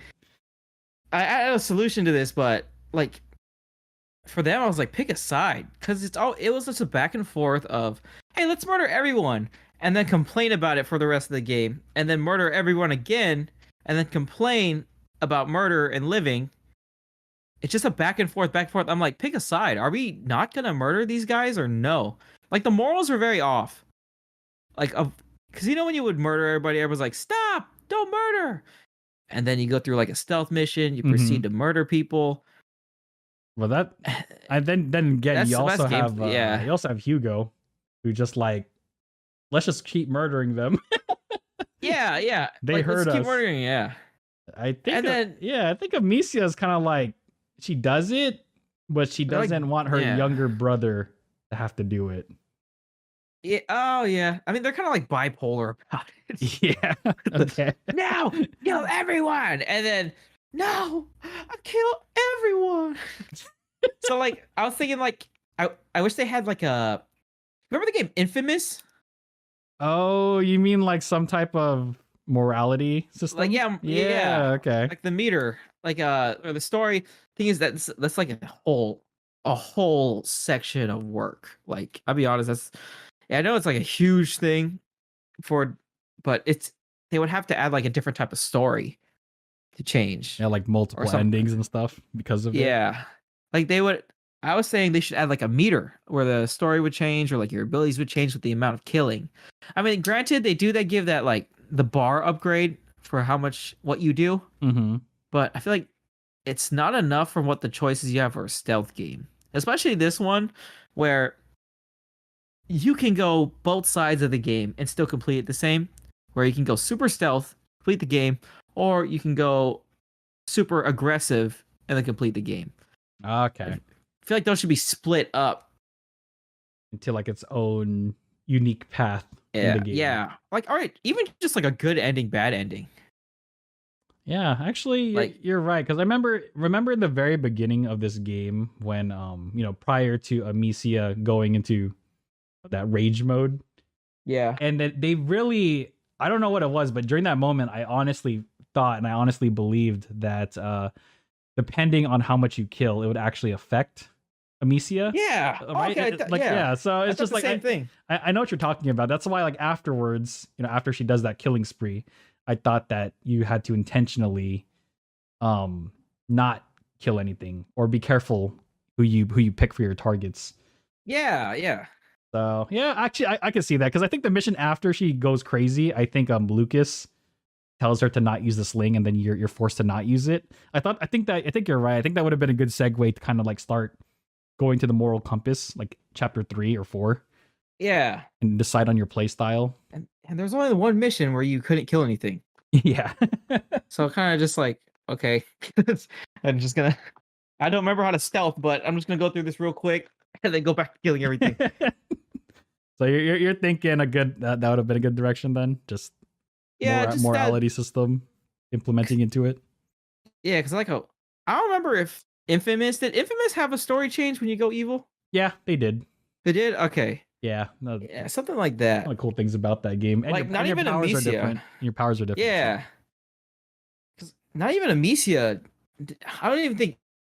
Yeah, not even Amicia could change. Like, I'll be like your sanity meter for your companions. Like at the end of the game, spoiler alert, like if you killed too many people, Hugo would release it and just like hate the world because of how much he loves killing.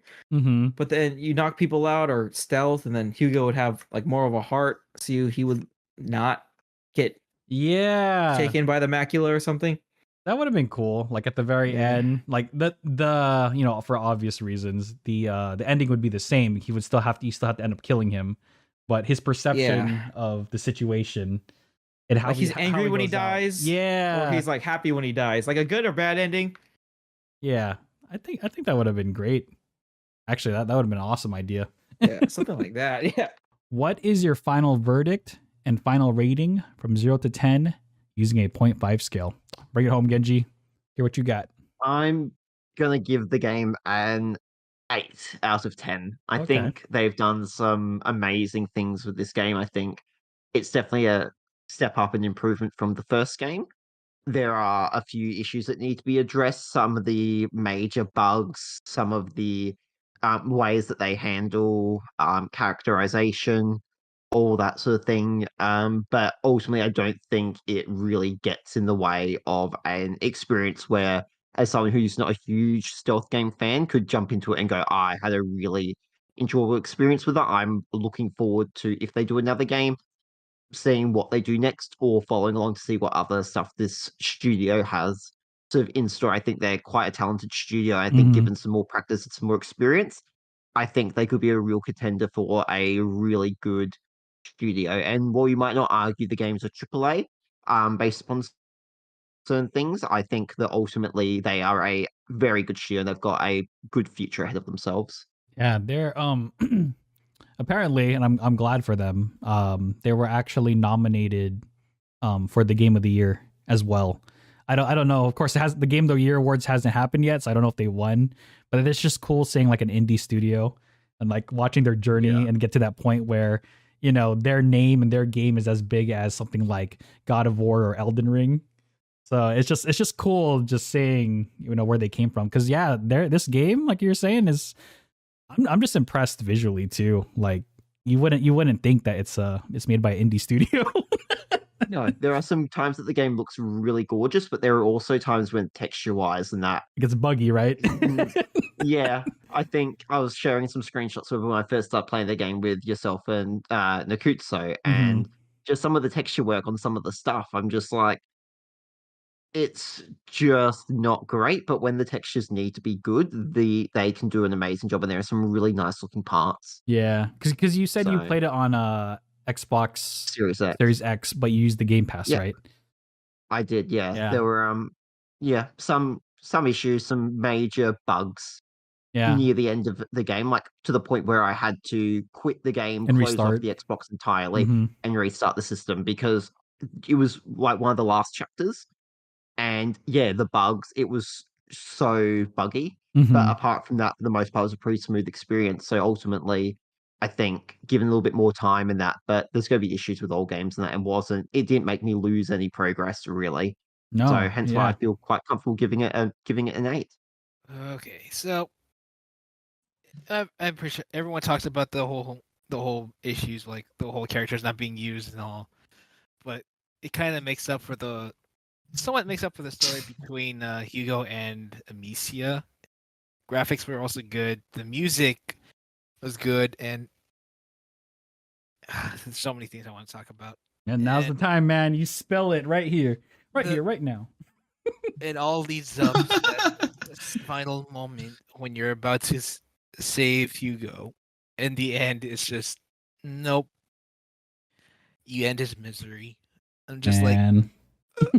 I know I'm not the only one that cried in this one. I was like, after going through all of that, all trying to save Hugo and trying to go to this the house in the mountain, you have to end his misery. I'm just like, Yeah. It made me sad, man. I was like, oh my gosh. it wrecked me so hard. It wrecked me so hard. Then what's worse is, he's a child, so he's like barely lived. He's like 8. Yeah, So- 8. It's like, yo, man, I would have wished this on my worst enemy, man. Yeah. It Sure. was, oh man, after all of that, all the good, the bad, the ugly, all leads to this one moment. And it's just, and it shows like how, and it not only that, it shows how Amicia was like breaking down, like after trying to be this whole protector thing for Hugo. Oh, At that point, Yeah. you're making those whole big, whole huge, gigantic, conformed rats like into these Titan-sized monsters. Mhm. You can tell that she was like having that emotional breakdown, and then finally reuniting with Hugo. mm-hmm. Yeah. And then that last bit where he You know what has to be done to me? See, I love you. I'm like, ah! God dang it! I know.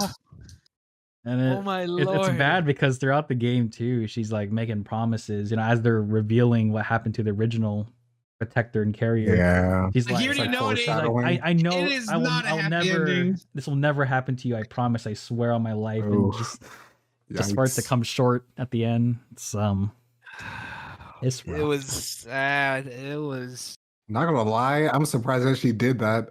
I thought it was gonna like that boat scene. I thought that was gonna be like the end Yeah. whenever like escaping. I was, yeah, and then Sim Supreme had to come and ruin it. God, Yeah. Yeah. just take And the what- L, man. Oh, and I'm pretty sure everyone knows like how she was like trying to ready the sling. It's just like, are you kidding me? Oh, yeah, a little side note. Apparently, I looked into it. Apparently, if you don't do it, like after Yeah. a certain tile, freaking Lucas goes and shoots him instead. I'm like, oh, Yeah. Yep. And I just like, no, I'm not gonna let Luke. I'm so glad I didn't let Lucas do it. Otherwise, he's gonna have a guilty conscience of that. Even worse. Yeah. Let Lucas do it. I know, and I'm so. And as much as I hate to say it, I'm kind of glad I had Amicia do it. I played Amicia for it just to get it over with. It's just, yeah. I was like holding my breath, crying, and oh man. Okay, man. Anyways, overall, I'm gonna give this 9 heartbreaks out of 10. Dang. All right. Respect. Next. So, Plague Tale Requiem definitely did a lot better than the first game, Innocence, in a lot of regards, into stealth, the story, the relationship between Hugo and Amicia, the music, and how they changed dynamically. Everything about it, I really enjoyed. Of course, there's still some things like mini games that can be improved upon. So, if they do choose to make a third game, whether it's a prequel or sequel, I would like to see the things that we mentioned. Especially for me, a lot of the puzzles and obstacles and like really knowing in the environment where to go to be made easier to tell. Also, something that I didn't mention, even though they fixed most of it, there's still sometimes I got caught by one stray rat, even though I was like near the light. Oh my gosh, yes. And then it's like either I can use my little ferrite striker or just let myself die to I just save it. said screw it. I'll just Whatever, I'm gonna just die. Just one rat. Oh, I don't die. I just pause and restart the checkpoint or section. Oh, oh. that's smart. Well, I had to. Well, it's like literally like I mean, it's like 90% of the time it was fine. They fixed most especially of it, compared but to it the was first. still, yeah. But it's still those little bit moments. I did have a couple of visual like bugs. One is the AI running into a wall. Yeah. And, the Classic. second one was I actually got soft locked, so I had to restart for the checkpoint. Oh, There no. was like a very I actually recorded this. I gotta show you. But regardless, the ending also I would say I wish spoilers for anyone who wants to skip across this. There was the thing where I wish Lucas was at the end with Amicia before they like departed their ways. Like not having him there after the epilogue was I mean they explained like he went off and stuff, but definitely think him being there with Amicia, like at the end where she goes to visit her brother's like gravesite, would have been more impactful in my opinion. Yeah. And I know they don't have to do this if they really, really wanted to. And in my opinion, they should have Lucas there and also have 2 more graves, one for their father and one for their mother, so they're like all together before they Oh, depart. that would have been good. Yeah, you're right. That would Because have they didn't mention her mother in the epilogue. Like what? It was just a pile of rocks Because no there. one cares. Apparently. That's a dope. Like in the course where you guys talked about Arnold, in my opinion, and with characters, Arnold, in my opinion, should have lived, and he should have been there near the end. But regardless, I had a lot of fun with it. The emotional story, the voice acting, top tier, and this is like one of the best stories, like regardless in terms of themes that I played in recent years. They still have improvements that I would love to see in the next game, so I'm going to give this an 8.5 out of 10.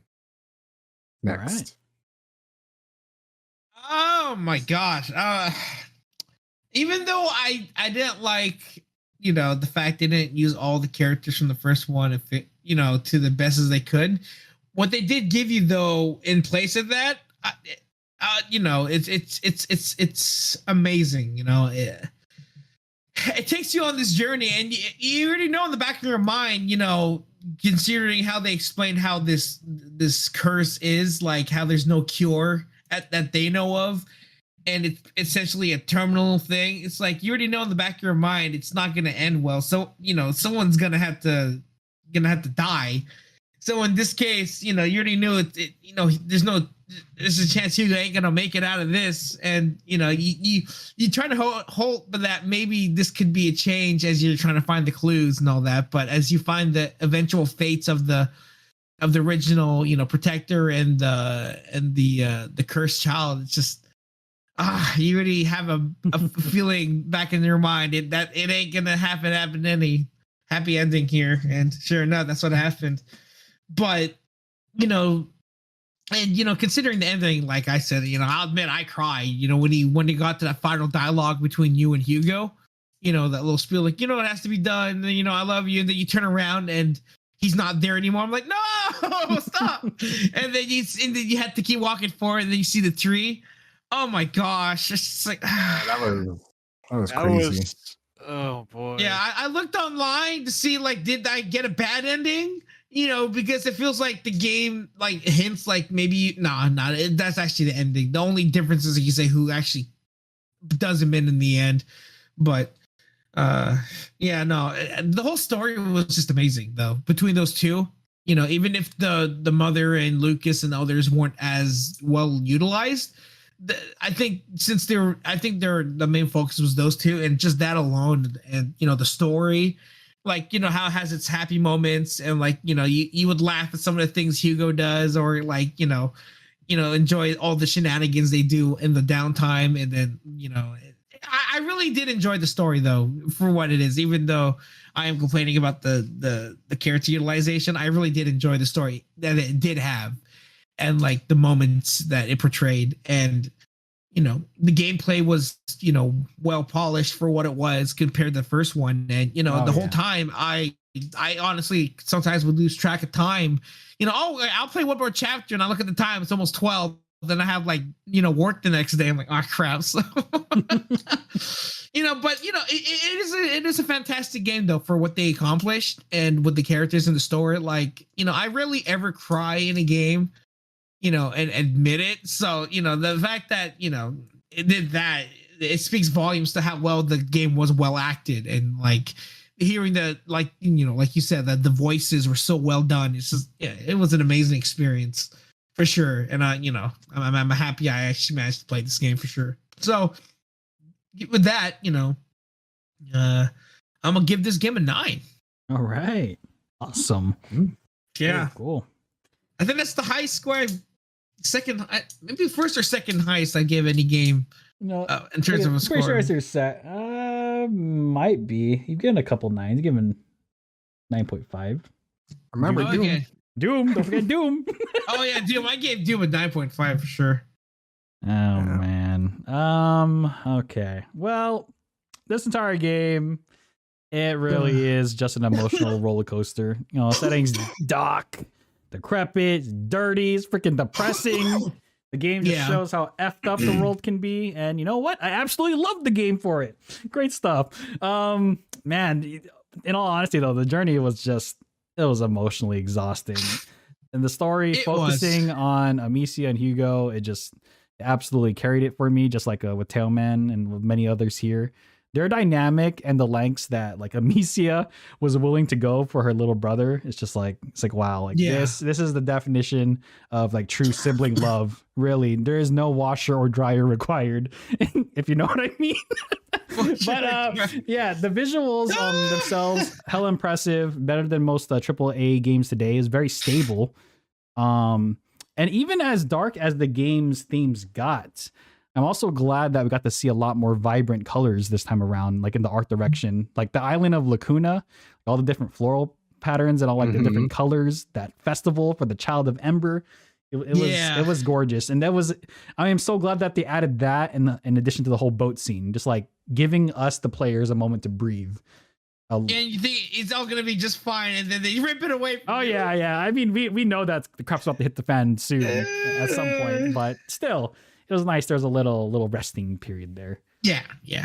As was mentioned earlier, gameplay much more refined from the previous game. It feels like the game really wanted you to experiment a bit more this time around. It felt more flexible. in terms of your approach. And yeah, there were a lot more different paths in each area too. And like Tailman said, great quality of life changes with the upgrade system, the ability to select like your ammo and weapon types. It was great. The enemy and ally AI also appear to have been improved.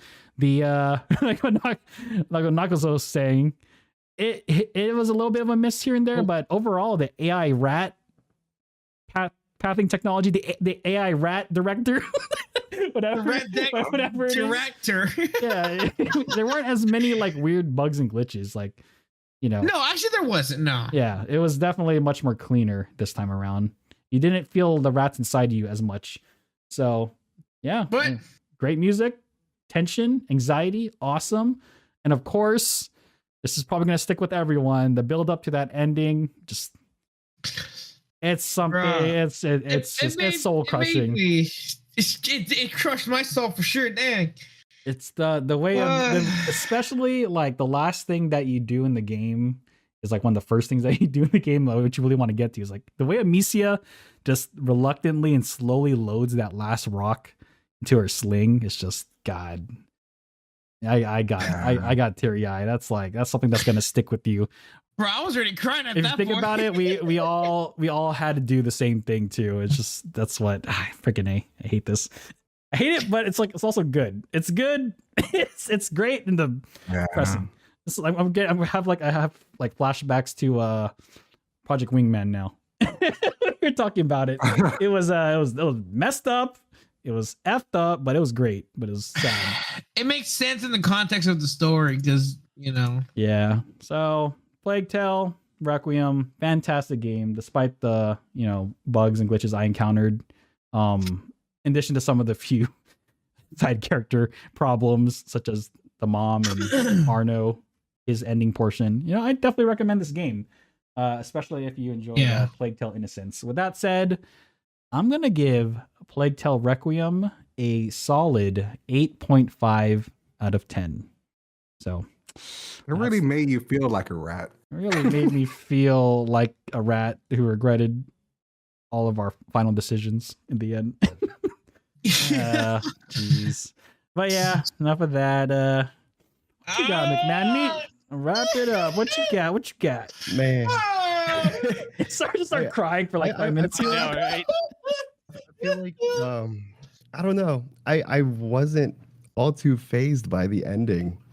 Dang! Wow. I just watched it and I felt numb. All right, that's like it. I was just like, okay, that's fine, I guess. Yeah. The kid died, so what?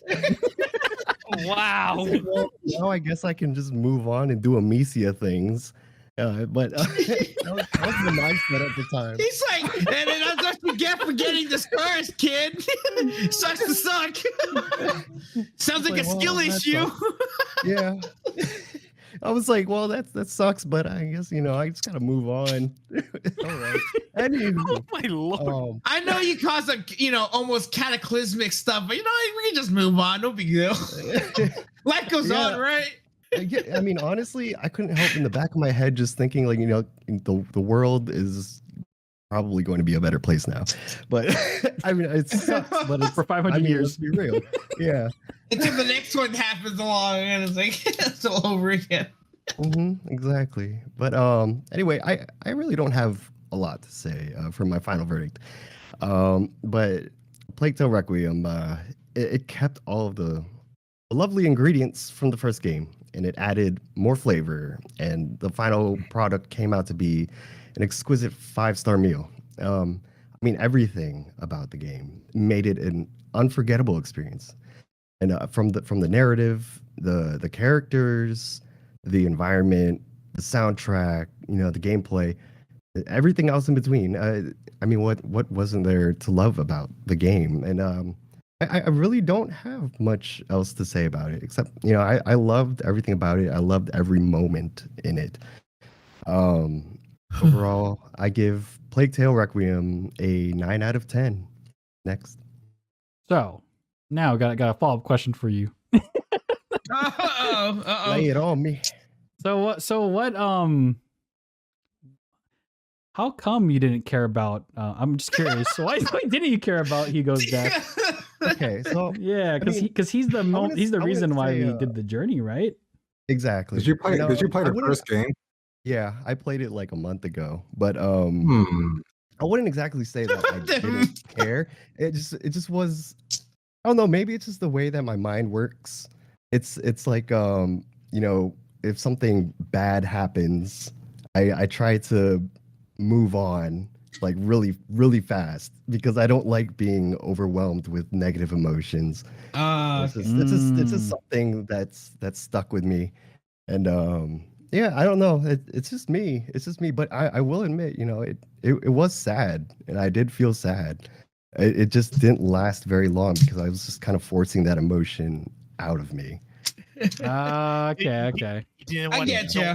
you don't want to be drowning in the negative emotions so bad. Yeah, so it bad. just sucked too hard, you know. So it's like, Yeah. I was trying really hard not to let it phase me. So that's where I was So at. so you purposely dried your eyes out.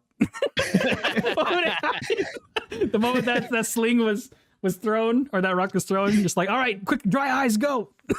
Yeah, like I knew exactly what I had to do at the very end, and you know what? I did it as fast as I could. You know, it's like this you got to do this like a band. Well, as fast as we could hold the button. Hold it too. Yeah, like Amicia is taking a sweet time, and I get it, but like I'm like, come I on, was like, hurry up, let's- just freaking throw the rock.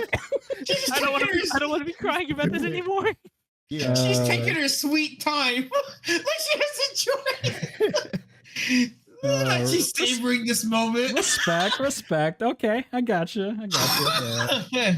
All right, final rating, final verdict. Really enjoyed this game. The developers, the acting, they really like stepped up from the last game. They, especially the voice acting. It was literally watching a good movie, but like a 10-hour, 13-hour long movie. But yeah, I enjoyed the combat. I mean, they did fall off with the like gameplay 2 story and weird morals. I did run into a couple like the puzzles were kind of easy, super easy, extremely easy. Brain So too it didn't big. give. Yeah. So basically, the thing that gave this game to me was like all the combat and the world mechanics that really stepped it up. But this is a Plague Tale Requiem, very good game. I would give Plague Tale Requiem a 8 out of 10. Awesome. Okay.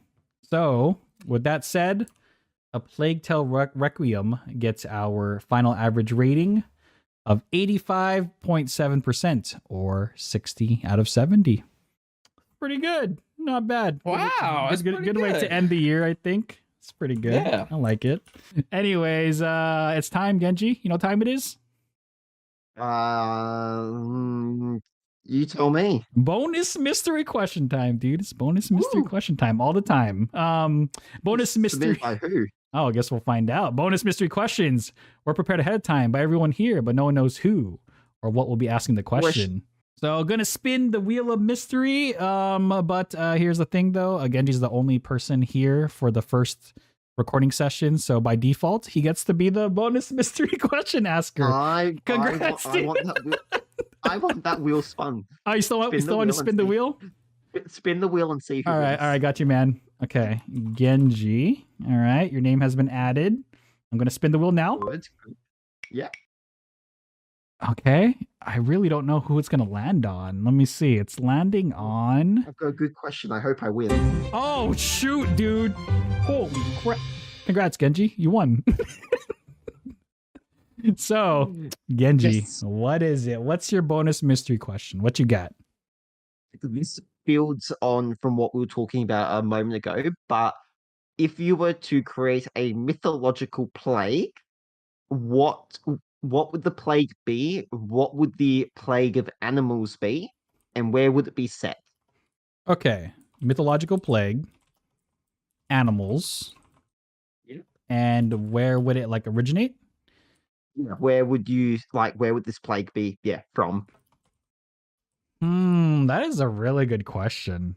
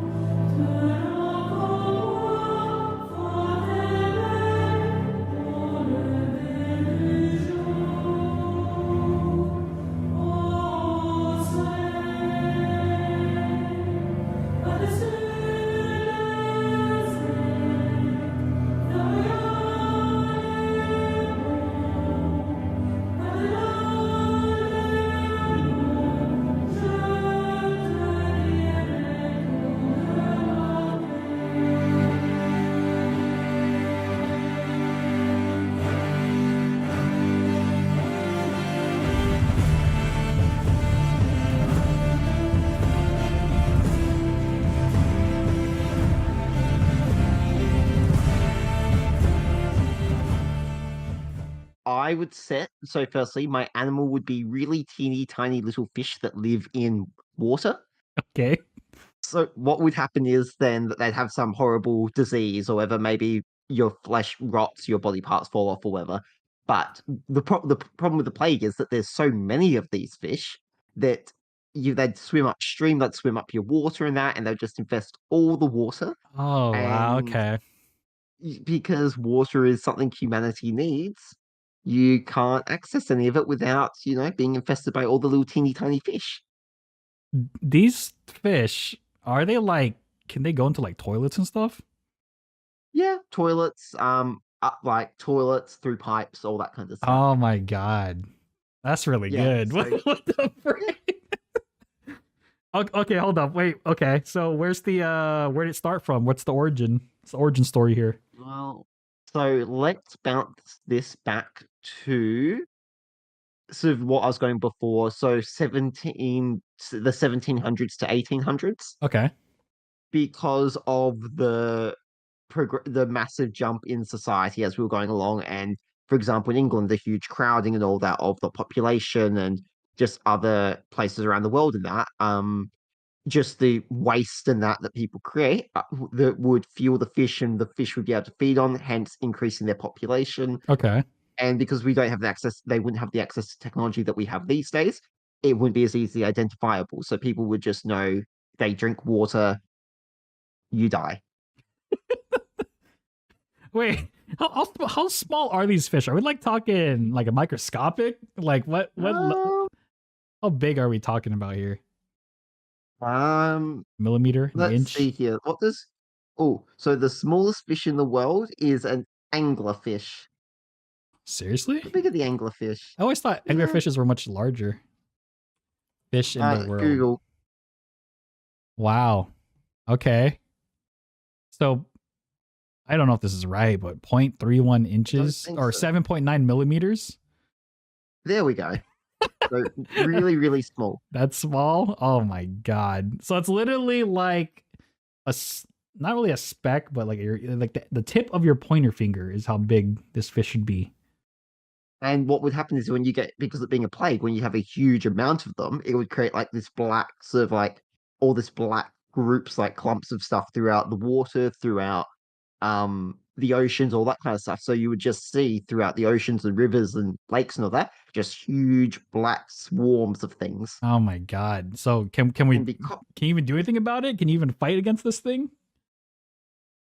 See, I'd like to think that the solution to it would be through rain, like through the rain. So you'd have to collect your own water, you'd have to boil it and all that. So it'd completely cut off all the major water supplies because everyone would have to rely on just the rainwater.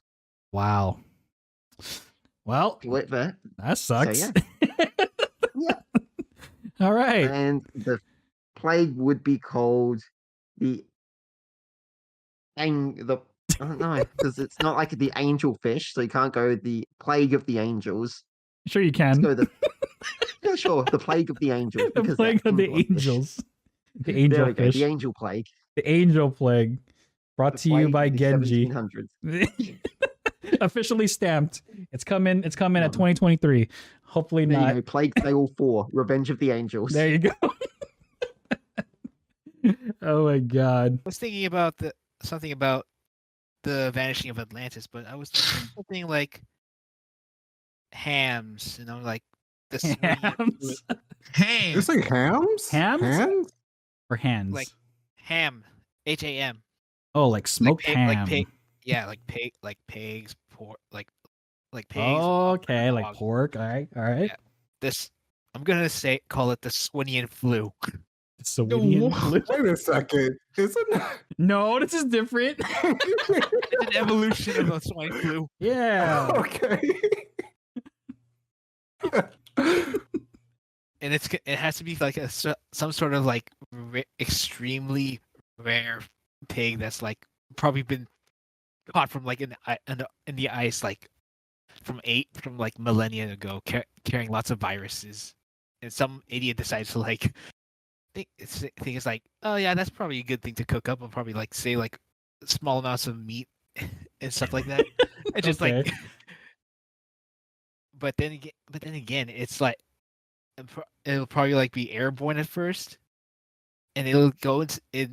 It'll be airborne, and if there's like any nearby pigs around, it's gonna Uh-huh. be it's gonna go rabid, and there's gonna be like some sort of crazy hive mind for each of these pigs, and and if it bites a person, it'll give them like a swine flu, but 2 times worse, and it'll like they'll be feeling like they're probably being like going rabid and becoming a zombie at that point. But the pig has to bite you. Yes. Dang. Because that's why it's rabid. You know how like there's like rabid dogs or rabid raccoons or So something. all our like pigs that. are becoming rabid. Yep. Oh man. Yep. All right. That's unfortunate. Is there a cure? You gonna do anything? Just let it happen.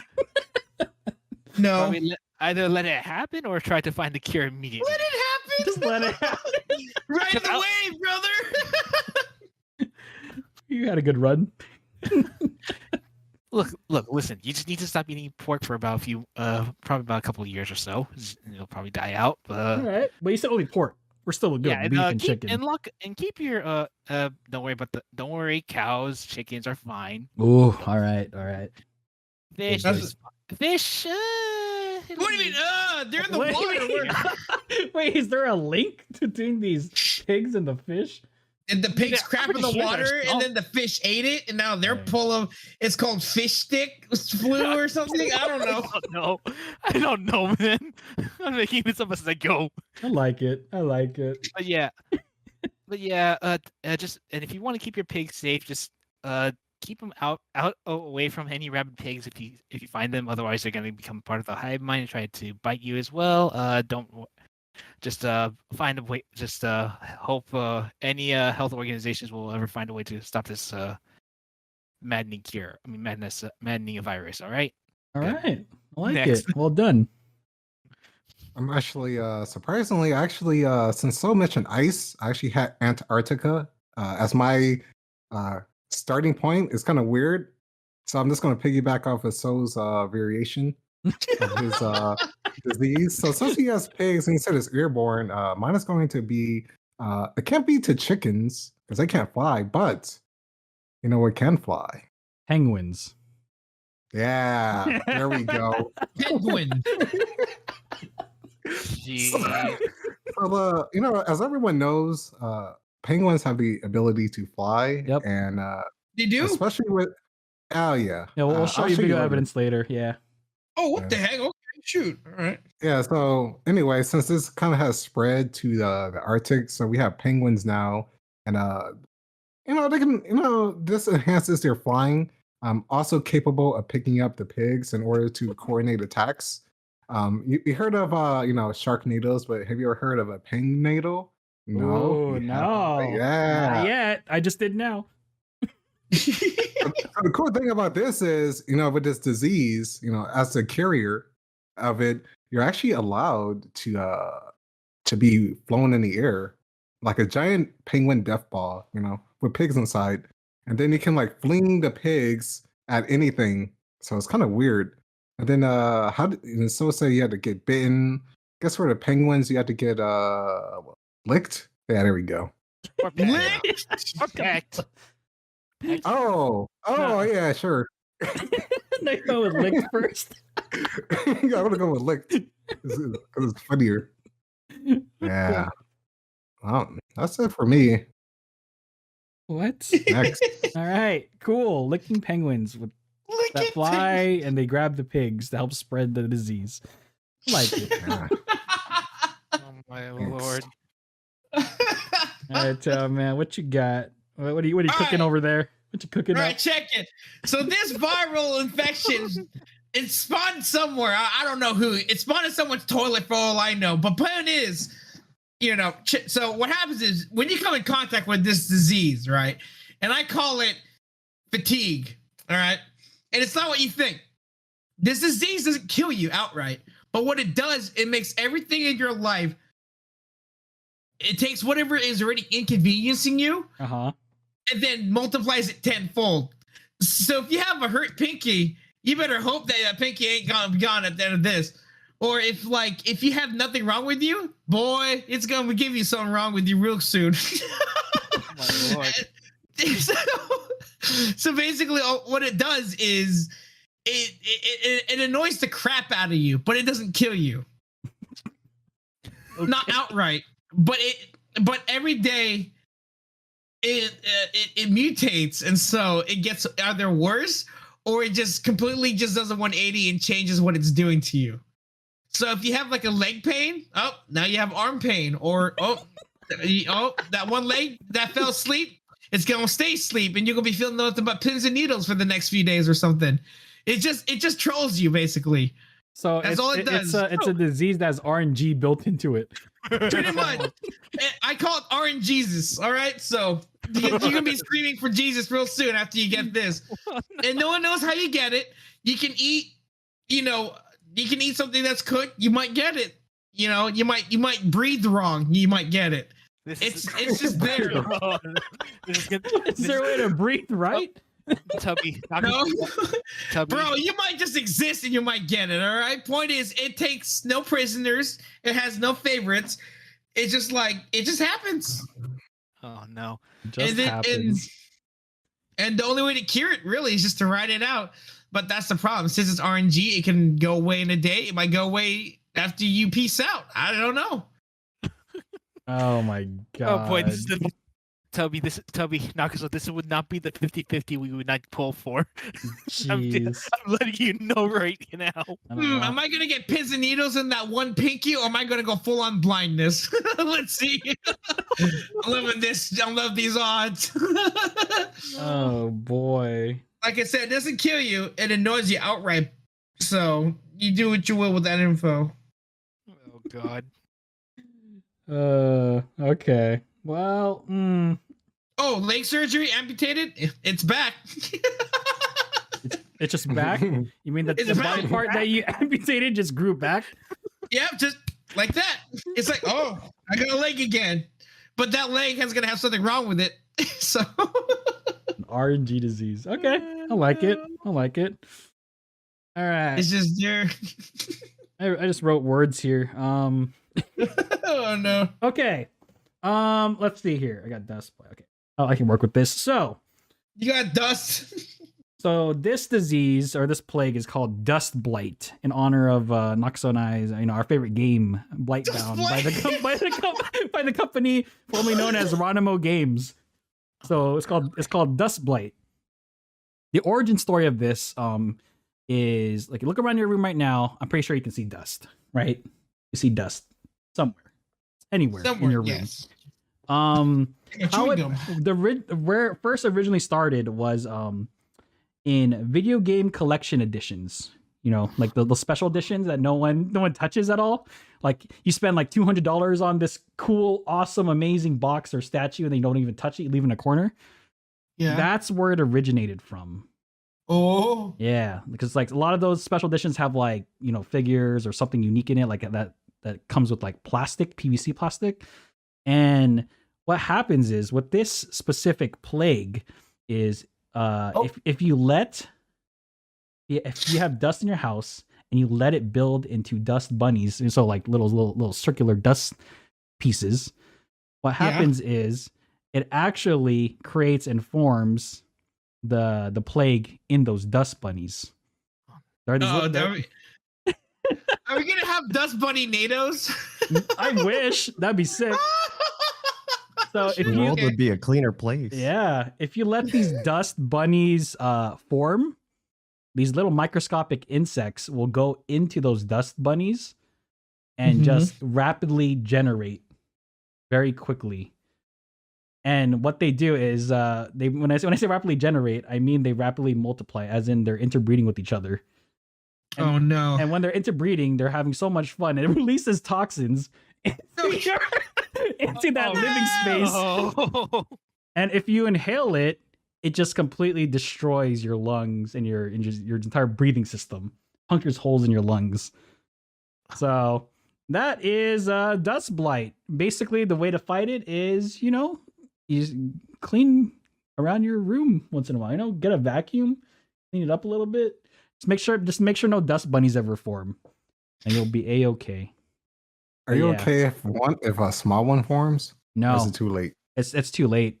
It can't form anywhere. It can't form anywhere in your household. Is it Oh. lethal? Is it Yes. lethal? Oh yeah, 100%. Your punctured lungs, can't breathe. You're done. That's man. Yeah. That's So- not good. So especially anyone who likes to collect things or any kind of collection of anything, really, dust bunnies will really form hardcore. So you're saying those people that live in bubbles are going to be immune to this? Yeah. I mean, because if there really is nothing in those bubbles, can't really, dust is harder to form in that. So It's yeah. literally filtered air, a zero bacteria type environment or something. It's like, Yeah, oh, okay. they're safe. They'll be really bored, but you'll be safe. I'm gonna put dust in their eye. Oh my Good luck god. with that, pal. Yeah, like the dust itself is fine, but if you leave it for too long and it starts to form dust bunnies, that's when you have the problem. I've Hey, never no- seen dust bunnies actually. Now I think about It it. primarily happens if you have like some type of hardwood floor, or if you have like a flat, as long as it's not carpet. Then again, I know with carpets, dust bunnies are present. They're just hard to spot. Oh, that's worse. Yeah. Yeah. At least with hardwood floor, you can actually see it forming, so you have a chance to stop it. But Nip it before it Actually, wait, I becomes have an a issue. question. yeah, Then how do you when you you see it like a little small section? What do you do with it? How do you get rid of it? you pretty Nothing. much just have to one, you dust it, you disperse it, so it doesn't clump together anymore. Oh, okay. Yeah, because that's the danger. By itself, if it's spread out, it's okay. But the moment it starts to clump and form, that's when those That's it. parasites, they make it to their mating room, and they jump all over each other and do very questionable things with each other, which releases the gases. Oh man, the gas. The gases. Is there like a cure for this or nah? Just dust your room. Oh, You know, Hey, that's what gonna about be, those? What about Dang. those houses that there's a lot of dust bunnies around the world already formed. What happens? It's only They die? it's only per household. You're fine.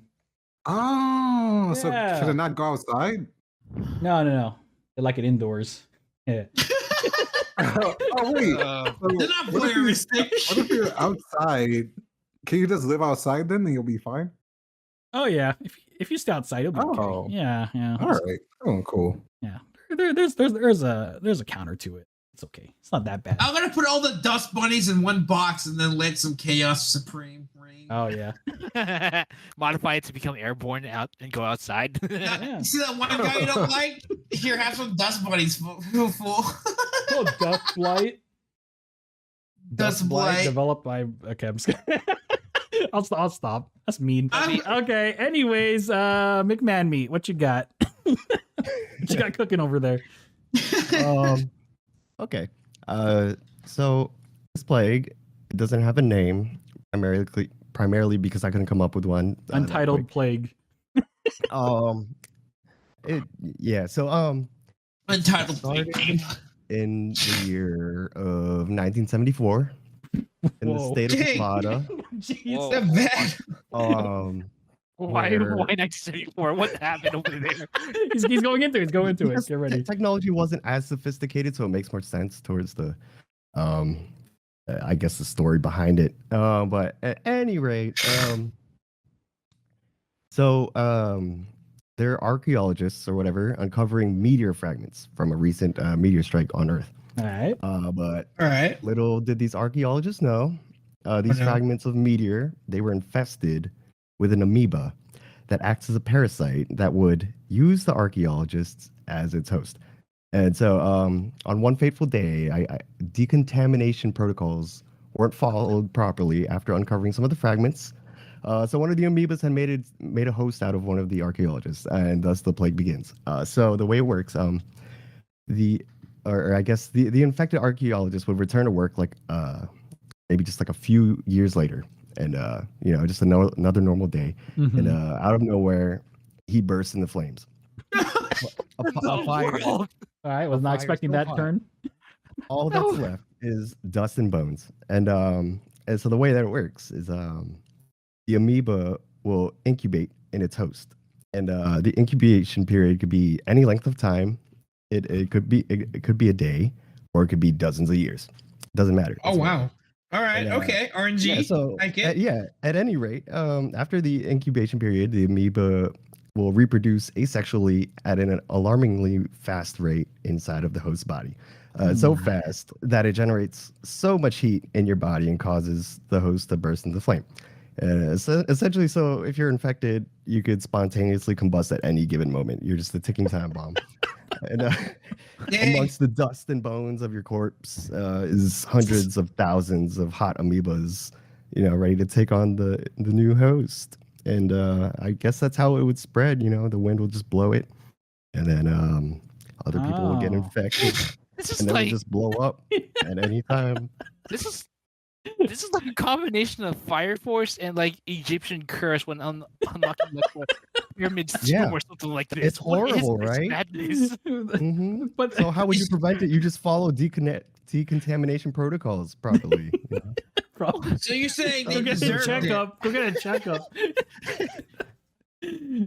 so it could be it's like a sleeper agent. It could plant that sucker in you, and you won't have any You don't- ideas until many You years have no later. clue. What the- Or All of a days, or sudden- even seconds. Yep. But why 1974? I'm assuming. Why not 1975, man? Even it out. I'm assuming, like 50 years ago, I mean, like, even if they did have decontamination protocols, they wouldn't be as sophisticated as they would be today. So I figured, that would be a good time frame. It'd be a good time for a I For don't plague. know, man. Metal Gear Solid 5. Let's start it there. yeah. I don't know. Metal Gear Solid 5 Phantom Pain had some really interesting technology for quarantine protocol. Well, that's because it's Metal Gear 5. It doesn't know what it wants, Yeah, bro. they followed protocol. This random person, he didn't, and that's why we're infected now. Good going. Random. It could be any one of us. Any one of us could just spontaneously combust. Great. All right. Well, Video Game Book Club is canceled 2023. I'm gonna go combust real quick. I'm just So my mythological disease slash plague Okay. would. Did they create a name for it? Yeah. COVID-70. COVID-70. Oh. The eye death, The eye death. All right. I wonder what the inspiration was. like but- Apple. Okay. So my thing. So I really like the movies. Have you seen Kingsman? Yes. So you remember the first Kingsman where they had cellular waves that made people rage? Yeah. So Remember there was that. one of the movies I really liked that was actually kind of garbage called Cell. Cell's so it should, like, what I was thinking, it should originate from one of the Asian companies where esports and like cellular device usage Yeah. is just through the roof. So it would somewhere be on the eastern, where computer cafes are more Okay. yeah, so it'd be like Japan or Korea or India, where the amount of cellular being used is really high. So I'm thinking of, like, how 5G was a thing. If humans, which is caused by humans, that's my animal. Okay. If they stepped it up to a higher cellular thing, Oh. yeah, 70G. yeah, basically 70G. But I don't know. There's these two movies. There's one called Cell. There's one called Mayhem. So Mayhem, there's a disease going on. It's like a rage virus, right? Okay. Like in Cell, cellular waves are going through the air and then causing people to go on murderous rampages. So this virus would cause, considering so how much cellular is in the background, it messes with people's nerves. So it cuts off the morality of people's brains. The morality. And then there's this another movie called I don't like this movie. Okay. I'm just gonna say it's a very horror movie where it changes people's pain to pleasure. What's it called? So what is this movie? It's like an Asian movie I saw on Amazon. Do not recommend to watch. Ah, shoot, I should have. I'm not gonna say the name. I'm really not gonna say the name. All right, That's- cool. That's a really, yeah. So maybe not the pain to pleasure part, but the rage. It increases people's rage, so it snips it targets some specific nerves in someone's brain that causes rage.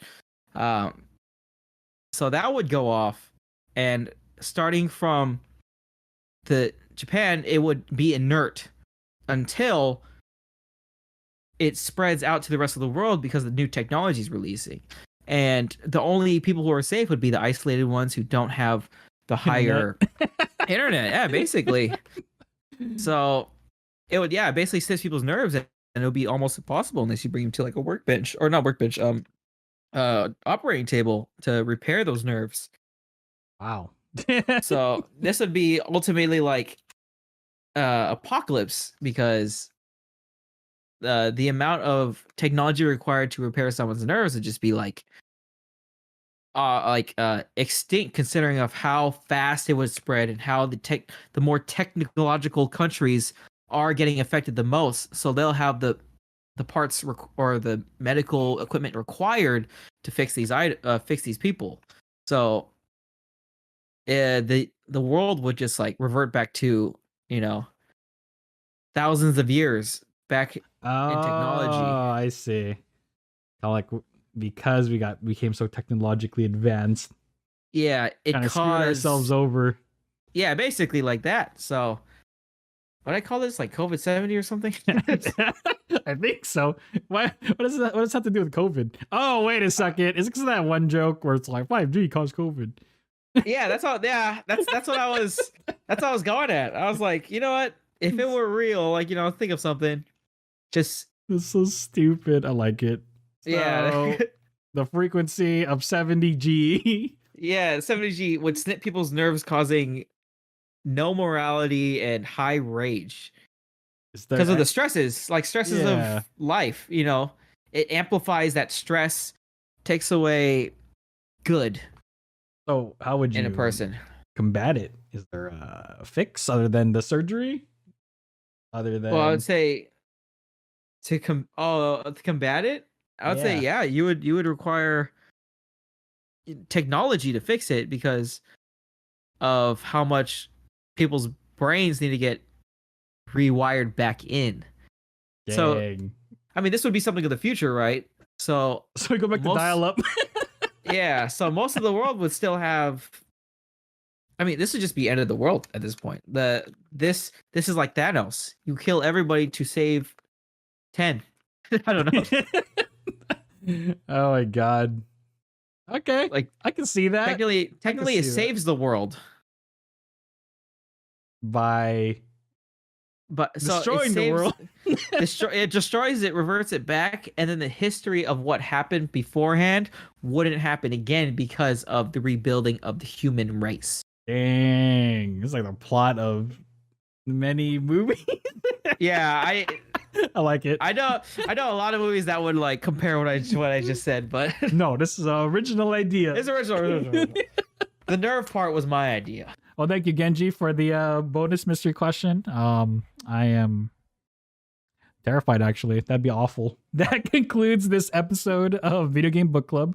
Thank you for tuning in. And if you enjoyed this podcast, feel free to like, follow, and subscribe to us on YouTube, Spotify, Patreon, whatever platform you're able to find us on. Link in the description box below. Take care.